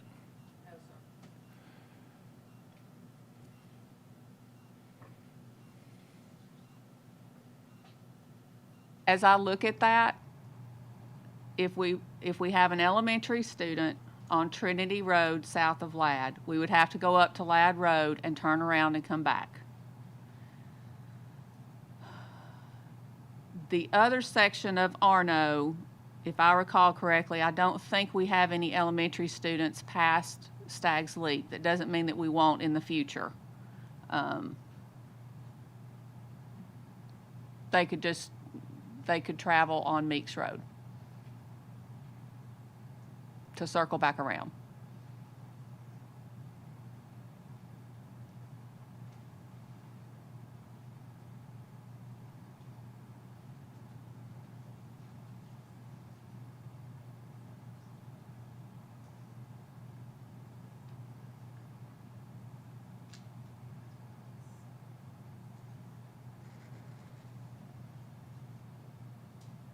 Okay, we're going to go ahead and move on with some discussion. Mr. Welch?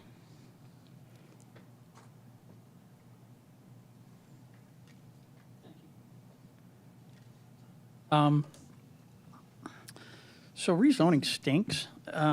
Nobody enjoys it.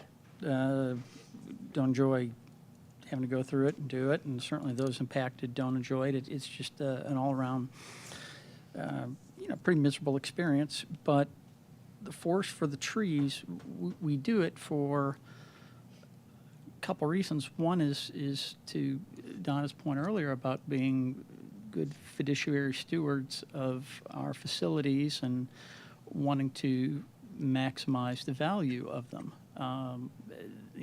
That's why we do it. The second one is because we want to provide all students an equivalent school experience. And when schools are under capacity or over capacity, that impacts the ability to do that in terms of, facilities and teachers and classroom space and everything else. So that's why it's kind of keep in mind why we're doing this. Not to pick winners and losers in the neighborhood sweepstakes as part of this. We had the parent earlier who said, they've had 5 rezones in the past 12 years. And, I can't vouch for that specifically, but I buy it. I'm sure, I believe her, it's accurate, and I don't think she's alone in that. There has been a lot of movement, and it's one of the challenges you have with a growing school district that's seen as a wonderful place to be, that more people want to be here, and we have growth, and we have to adjust. And so we'll continue to have this challenge. And even though it stinks, one of the things I think I've been able to say in years past, parents, is not everything is fair, but everything has been evaluated fairly in the sense that every child's neighborhood, home, zone was treated equally and went through the same evaluation process. And however it shook out, there was no favoritism or political maneuvering being done. I hate to say this, but I don't know that I can say that that's been the case in some of our recent rezonings. And it's not staff who's done it, but it's been changes that have been made here at the day of the vote.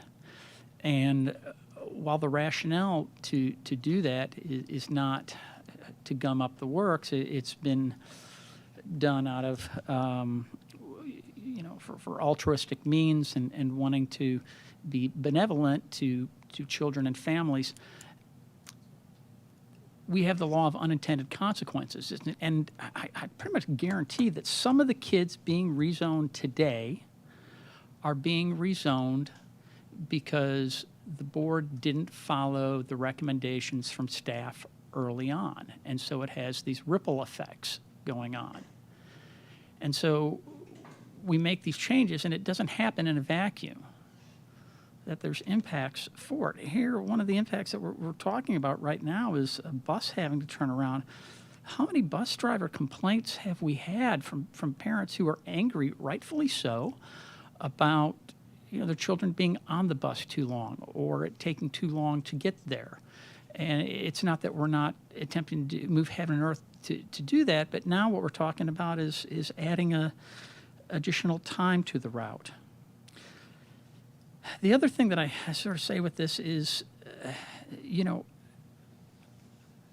what I've been listening for, I'm looking for, and I'm looking for a reason to do this, but tell me what's unique about Stag's Leap and these children that is not similar to other neighborhoods. What is a set of standards that we're going to be basing this decision by that we can apply to all neighborhoods equally, that we've done in past zones, that we've done the current one, that we're going to do in future zones, so that we can say to these families and children that I'm sorry that this is a tough situation. We acknowledge that. We don't like it, but at the very least we can say you've been treated equally. We start doing these little tweaks and everything like that, we take away our ability to say that. Finally, it may be 41 kids, and that's not a huge number. 41's not. There's other neighborhoods that are larger and smaller, and I think it kind of goes to the point of large neighborhoods and versus small, and again, treating all equally and fairly. But Creekside has 847 total enrollment. 41 kids is 5% of the total. So 41 may not be a large number in the grand scheme of things, but it's 1 out of 20 kids at Creekside, and so that becomes substantial at that point. And it's also something that we're talking about, not just a one-time change, but we're kind of permanent, putting it out there and all those implications that it does, and the grandfathering with siblings, and how does the impact go down the road, and we change our feeder patterns and everything else. So, I hate that I have to be the heartless bad guy who comes here and always says no to these things, but I don't think it's the kind thing to do when we start making these changes. I think it's the unkind thing to do, because what you're doing is helping the visible child today, but you're impacting all the invisible children of the future. Really, the ones today that we're moving around, a lot of them, well, those were the invisible children of the past because we did these things. So if we want to do the best thing we can for all children, then I think we need to treat all children, all neighborhoods, all families, all homes equally, and have a set of standards that we can apply not just to one situation, but to all situations going forward. Thank you. Thank you, Mr. Welch. Mr. Mitchell. Thank you, Madam Chair.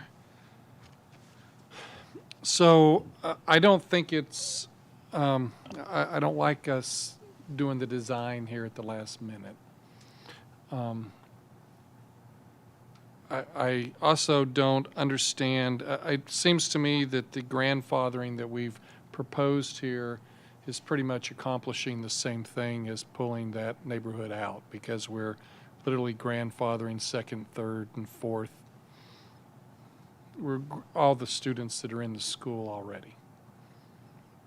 So I guess the one side effect of the grandfathering versus the pulling the neighborhood out, the rezoning, is it forces the district to figure out how to get a bus over to that one peninsula of neighborhood. And it does challenge the buses. So I'm fine with staff recommendation, because we've addressed the rezoning of that neighborhood through our grandfathering recommendations. And so parents have the option and the choice to choose based upon our grandfathering recommendations of allowing rising second, third, fourth, and fifth graders to stay if they want to. And that is that neighborhood. I mean, it's specifically the Creekside students that we're talking about. So those 41 students will have the option, if they are so inclined, to stay at the school.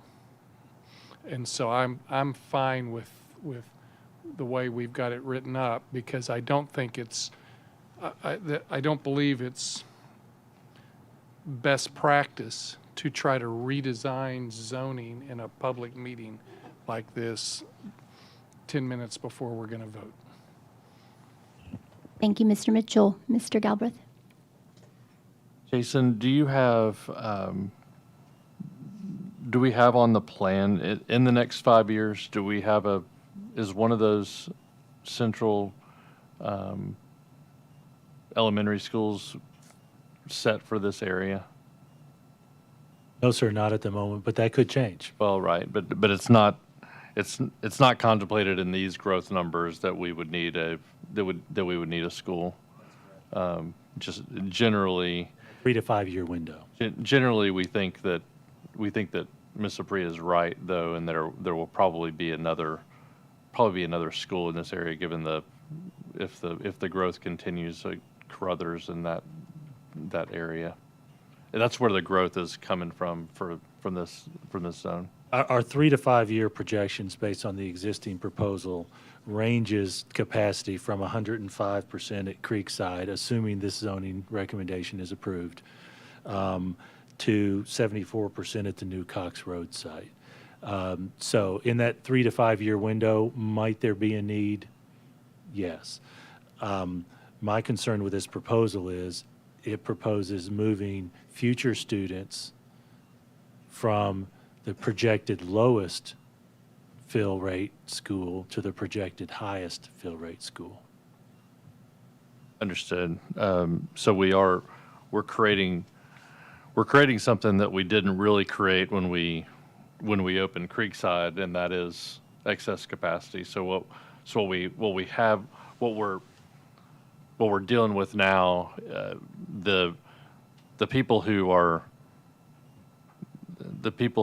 most frustrated by the rezone are the people up in the northwest corner that got pulled from Trinity for the new school. Now the new school's overcrowded. Now they're going back to Trinity, and so that was just in the future, and I appreciate Mr. Welch talking about, as let's think about, before we go through this again, we always have lessons learned from the rezoning process, and let's try to get better.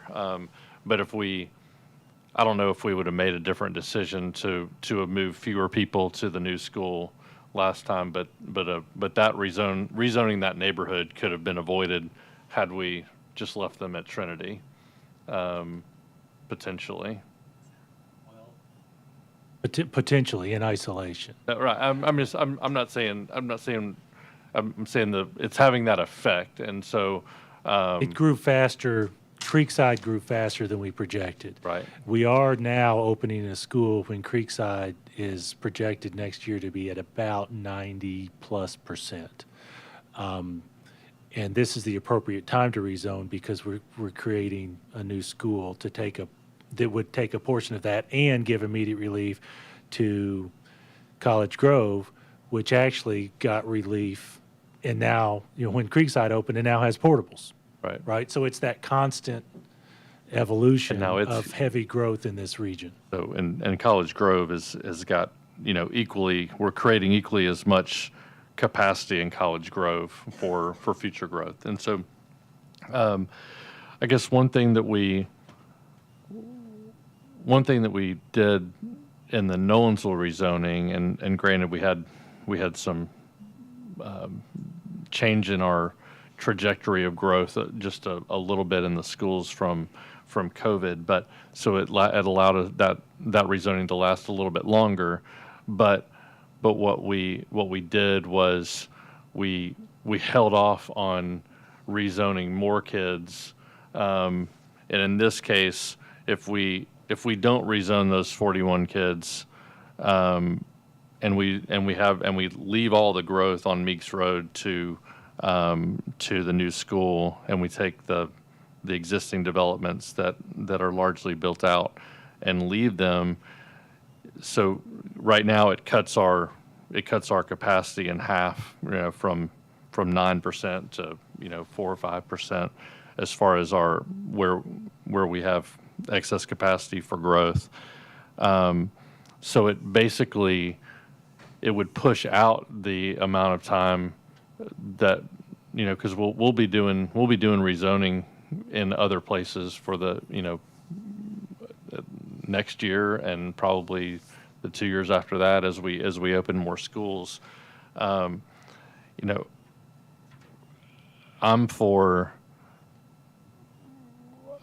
sympathetic just because, and I don't think Jen is doing this in a vacuum. She has been very, very proactive in talking about these things with y'all. We're at the where she's kind of in a tough place where you weren't going to make a recommendation to do this, and so getting staff to kind of push this out as a potential change is kind of a difficult way. So it's just the way that it has to be. The result here is that fewer students get moved, and if the growth shows that they have to get moved, then we can move them later. I like to defer to the board members that are in this area creating. I don't think it's a significant. These people are staying in their existing school, so I don't think transportation is going to be. I mean, it's going to be the exact same bus route. We're not moving any children out of this existing school to Cox Road in this area. So bus routes, I feel confident that we can make that work. But ultimately, I know it's tough to get a majority of board members to kind of go against the recommendation, and I don't think it's anything reflective of Allison and y'all doing a great job. But I think it's a modification that both works and if nothing else, delays an action that doesn't really need to happen for, possibly indefinitely. We might build a new school before we need to make another change. So I'm supportive of it, and I appreciate it being brought up. Thank you, Mr. Galbraith. Ms. Apriya. I just wanted to address some of the points that have been stated, and Jay, you did an excellent job of already getting to many of them before I could. But yes, the bus shouldn't have any trouble going to Stag's Leap in that area because it currently goes there for Creekside. So that shouldn't be an issue. And I have been bringing this up very consistently, so it shouldn't be a surprise that I'm trying to discuss it and make this motion tonight.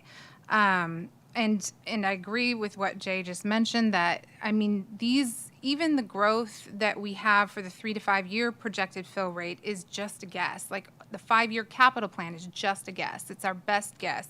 And I guess because I live in this zone and I live in the Nolensville zone, I see the high growth and how off the projections can be. And so if we can avoid moving people, even small groups of people, so that then they then have to be moved potentially again when the growth happens.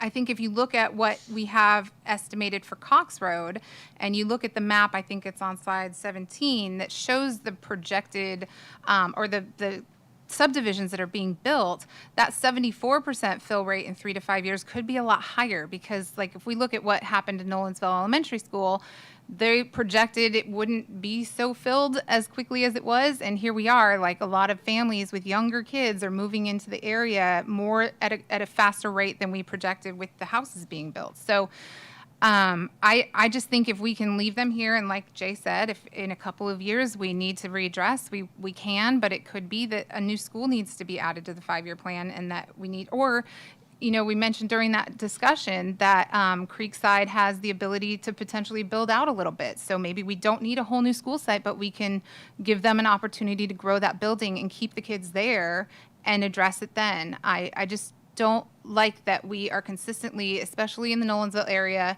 and now in this area, because Trinity just went through this when Creekside opened, we're bouncing small neighborhoods back and forth, and it's very disruptive for the kids. It's not in their best interest. I know the families are the ones emailing and speaking on their behalf, and it's not like I have any preference for Stag's Leap. I live in a totally different area. I just think it makes logical sense for these 41 kids to just stay where they are and keep consistent, and then we can address it if we need to. But I have a really good feeling that Cox Road will be okay, and Creekside may become a little overcrowded, and Trinity's going to become a little overcrowded, and we need to then reevaluate in a couple of years and see if we need to make changes that may or may not include these areas. I don't know. Thank you for those comments. If I may, I want to address a couple of things. Our projections are far from being just a guess. This is not just a guess. It's based on actual numbers of students who are currently there, projecting up to the next grade level, on and on up through those next grade levels, plus conversations with developers, plus conversations with planners based upon their projections of new homes. I don't know how I can stress that anymore. Y'all, this is not just a guess. And it's very important for me and for the professional work of our staff for me to clearly articulate this is not just a guess on numbers. These are projections, and the projections are based on a mix of fact, developments, and conversations, and there is some lack of clarity to that because it's a projection. Second, we do not move small neighborhoods back and forth. Anytime, and I would like to, every time someone speaks to that, there is value in us having conversations about individual students and that move. You may recall that earlier today there was a question about a particular neighborhood. And I disagree with that comment that we just move small neighborhoods back and forth. Individual neighborhoods in areas that are in high growth areas are more subject to rezoning than others. And finally, I would like to mention that we spent a lot of time preparing for this. I respect the motion, certainly honor your request to make it, and you did share. at the work session, your thoughts related to a portion of this. You spoke to the other side of Creekside Zone in part, and if I'm not mistaken, there was a mention of this. But I think it's important for us, to the extent we can with what we're working with, do the best we can to articulate our reality in this. Certainly respect the motion. I know there's still some comments related to that. Mr. Beasley? Yes, thank you, Madam Chair. First of all, I do live in this area. My kids go to school in this area that we're referring to, the Meeks Road, Arnold Road area, the Creekside area, Page High, Page Middle. And there has been a lot of parents and families that have reached out to me personally, email, and they're highly concerned about the rezoning. And so when we went through our work session that we had the other day, most families reached out to me, and particularly the families on Meeks Road. That I believe it overlaps, Allison, I believe, the Stag's Leap subdivision. Is that correct? Meeks Road does.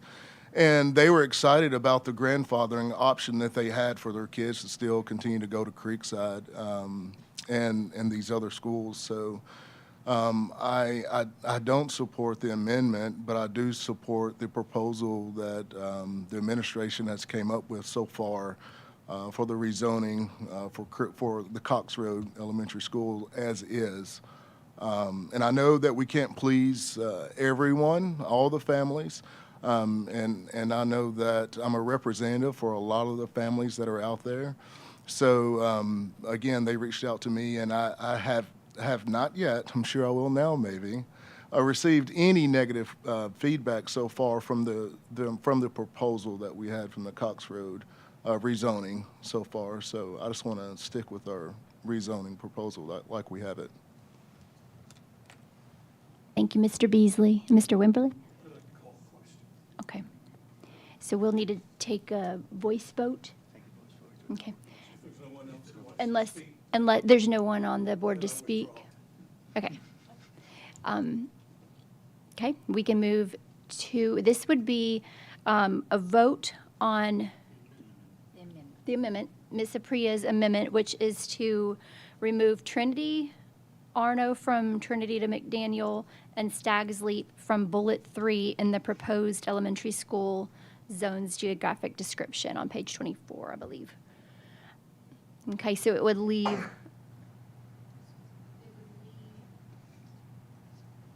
I believe just the new developments and Meeks Road being moved from Creekside to Cox Road. Okay. Any questions on what that amendment is stating? Mr. Brown? So just to be clear. Yeah.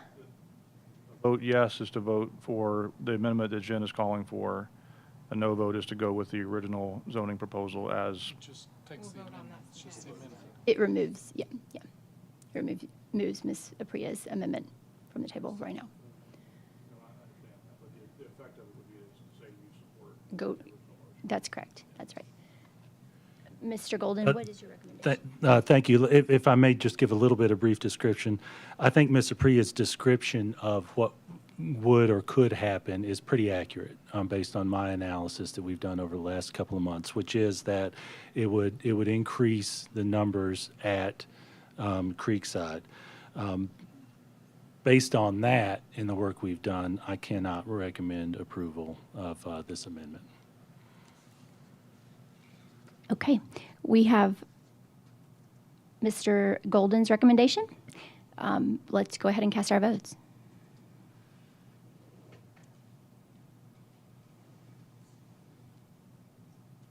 Your vote is 2 yes, 10 no. Thank you. That puts us back at the original voting item. Grab my agenda, which is to approve the Cox Road area rezoning as it originally was presented. No amendment. And we already have a motion and a second on the floor, Mr. Beasley and Mr. Brown, Do we have any further discussion? And Mr. Golden, your recommendation stands? Okay, we can go ahead and cast our votes.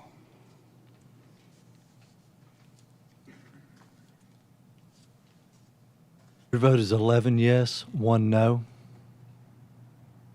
Thank you, everybody, for the discussion.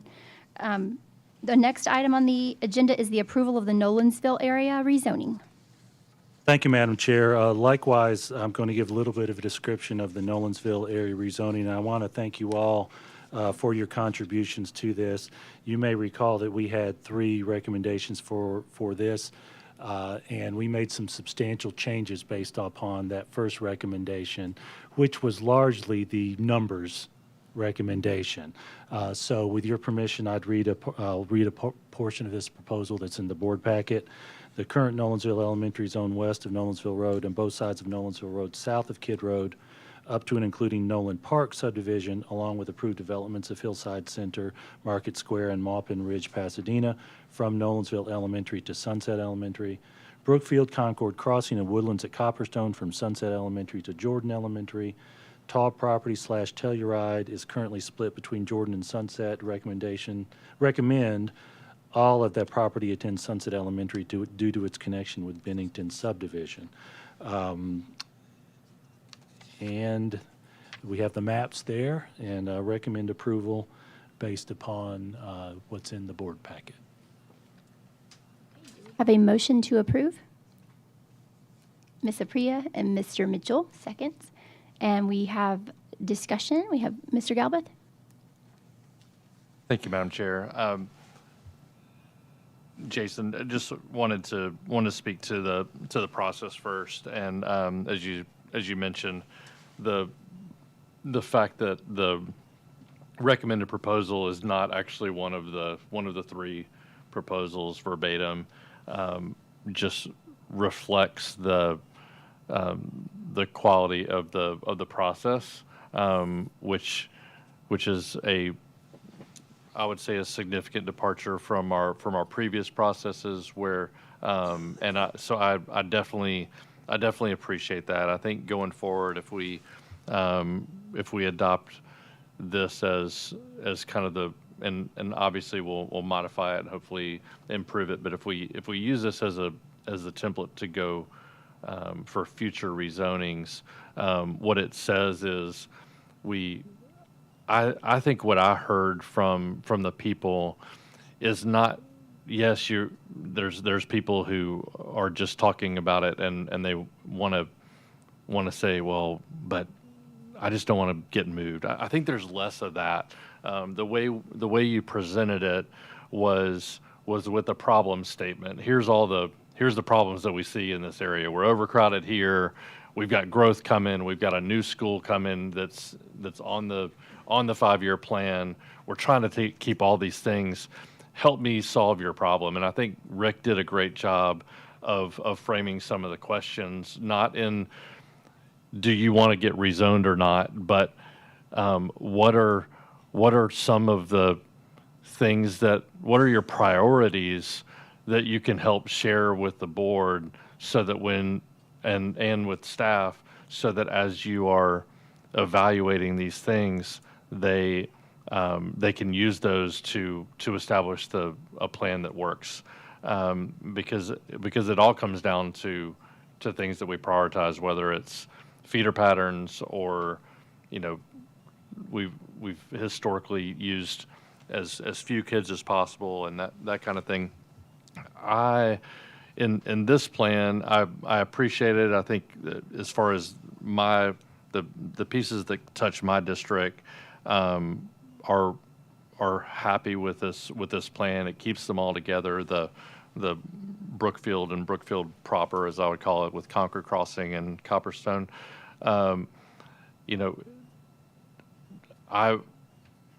My only hesitation about this whole plan, and Jason, we've talked about this at length, right? And is that I just feel like it doesn't take into consideration, and one of the things that I like to think about is what's coming next, and and I'm not guessing at that either. It's predictable, and where the growth is going to come. I think what we're doing is setting this next the next Nolensville rezoning for the new school, and for the middle school on Split Log, is going to be a substantially bigger disruption of the entire area than could be had we made a couple of different choices. But these zonings we're now 2 steps into a process where we've moved people from Mill Creek to Nolensville to Sunset, and now we're pulling more people out of Sunset, and we're moving more people from Nolensville to Sunset, and until there's no people to move anymore, and now we start moving them back. And I think you had a comment to Jen that said that we don't move small neighborhoods back and forth, but our board parameters, or at least the parameters with which we use to evaluate zonings over the last couple of cycles, was precisely geared towards not touching the bigger neighborhoods, and you end up touching the neighborhoods on the fringe. And so those, I think, the Cameron Farms of the world, right, the Southern Woods of the world, the ones that have big enough size, they're on the edge, or maybe, if they're in the worst case scenario, they're at the intersection of 3 different school zones, and they're always, the ones on the edge are always the ones that are being pulled, and they're big enough numbers that they can make it work. And so those smaller neighborhoods are the ones that get pulled back and forth. We don't do it intentionally. They're just to keep contiguous zones and just the way it works. And so my fear, I was very supportive of a plan, and you share with the board. There were some flaws with it. There would have to be some significant rezoning, and so my fear is that it's just going to make the next rezoning that much harder. But it is what it is, and I'm happy that we're able to keep these neighborhoods together for as much as possible. So I appreciate it. Thank you for that. A couple of comments related to that. One of my takeaways from the deep discussion that we had with Ms. Apriya and with you related to this area is those big neighborhoods. And what we have seen over time is those areas that build out have the potential to be stable. 15 years ago, Brentwood was very volatile in rezoning, especially in East Brentwood. You mentioned Southern Woods. That area, I remember commentary 10 years ago, that's the Bermuda Triangle of Williamson County, because they kept on getting rezoned. Our experience has more been that those schools, that those neighborhoods on the edge of zones get moved more than particularly small neighborhoods. That's been my experience, that it's not the size, it's the location. But to your point, we have had often that discussion, is it wise to split a large neighborhood? And more often than not, the answer is no in those discussions. So that could have an impact. You and Ms. Apriya especially have influenced our recommendation, especially in Nolensville. There actually are some small neighborhoods that I classify as small that were in some of the proposals that, based on your discussions with us, we found a way not to move some of those smaller neighborhoods. So with that, that's what we're recommending now.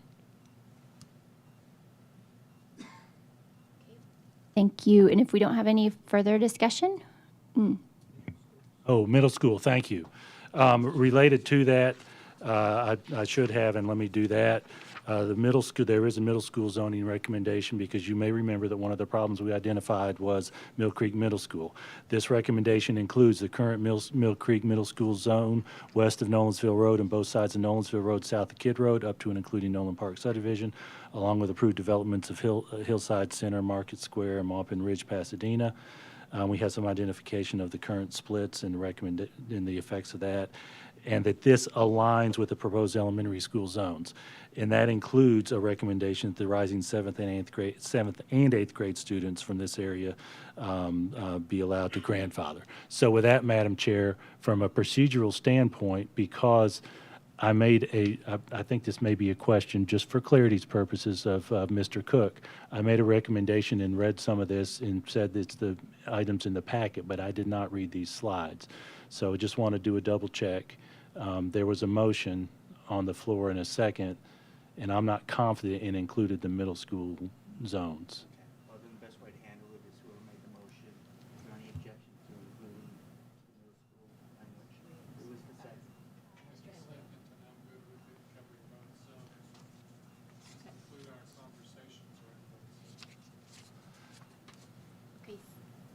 So to clarify, when we vote, we're going to be approving the elementary and the middle school zoning recommendations. Okay? All right. Do we have any further discussion on this recommendation?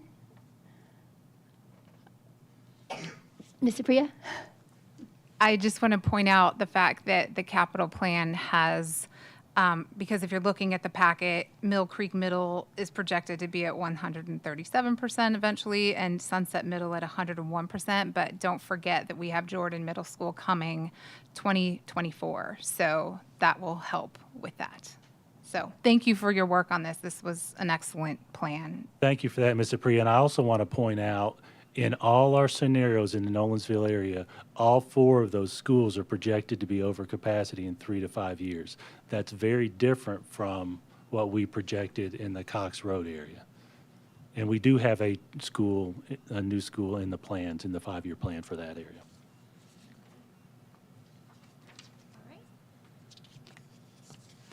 All right, board members, let's cast our votes. Recommend approval. Your vote is 12 yes, 0 no. Thank you. And the final item on the agenda is the approval of the rezoning of the new developments with no current students. Thank you, Madam Chair. We have in your board packet, and we have discussed this at the work session, 3 particular areas for new developments that are along zoning lines that we have come to the conclusion should be established to be at one or another school before the homes are actually built. Again, in those areas where the zone lines meet. So with that, we have a recommendation for you to approve in batch form 3 proposals that would include the approved Aurium Apartments and Ovation, which are currently zoned to Clovercroft Elementary, Woodland Middle, and Centennial, to be moved to Page Middle School to align with the other areas. And currently, Aurium Apartments is 2 to 3 years away from construction based on what we've heard from developers, and Ovation has no residential site plan approved yet. Second, in the Nolensville and Ravenwood High School current zones, the current split log road zoning splits the approved developments of Rosebrook East and the Taub property Telluride between Nolensville and Ravenwood High Schools. We recommend that the split log become the dividing line and move that zone per the map. The Rosebrook and Rosebrook South be on the west side of split log road to attend Ravenwood, and Rosebrook East and the Taub property Telluride to attend Nolensville High School. Again, no current students. Final item in this recommendation for the undeveloped properties is a proposed 78-unit development at Oxford Glen Drive east of Dunrobin Drive from Page High School to Centennial High School. And this actually aligns with our elementary options that you previously approved.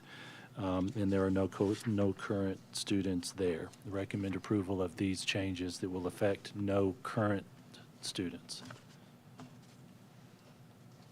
Okay, super. Do we have a motion? Mr. Welch? Mr. Haas, seconds. Any discussion? We can move to a vote.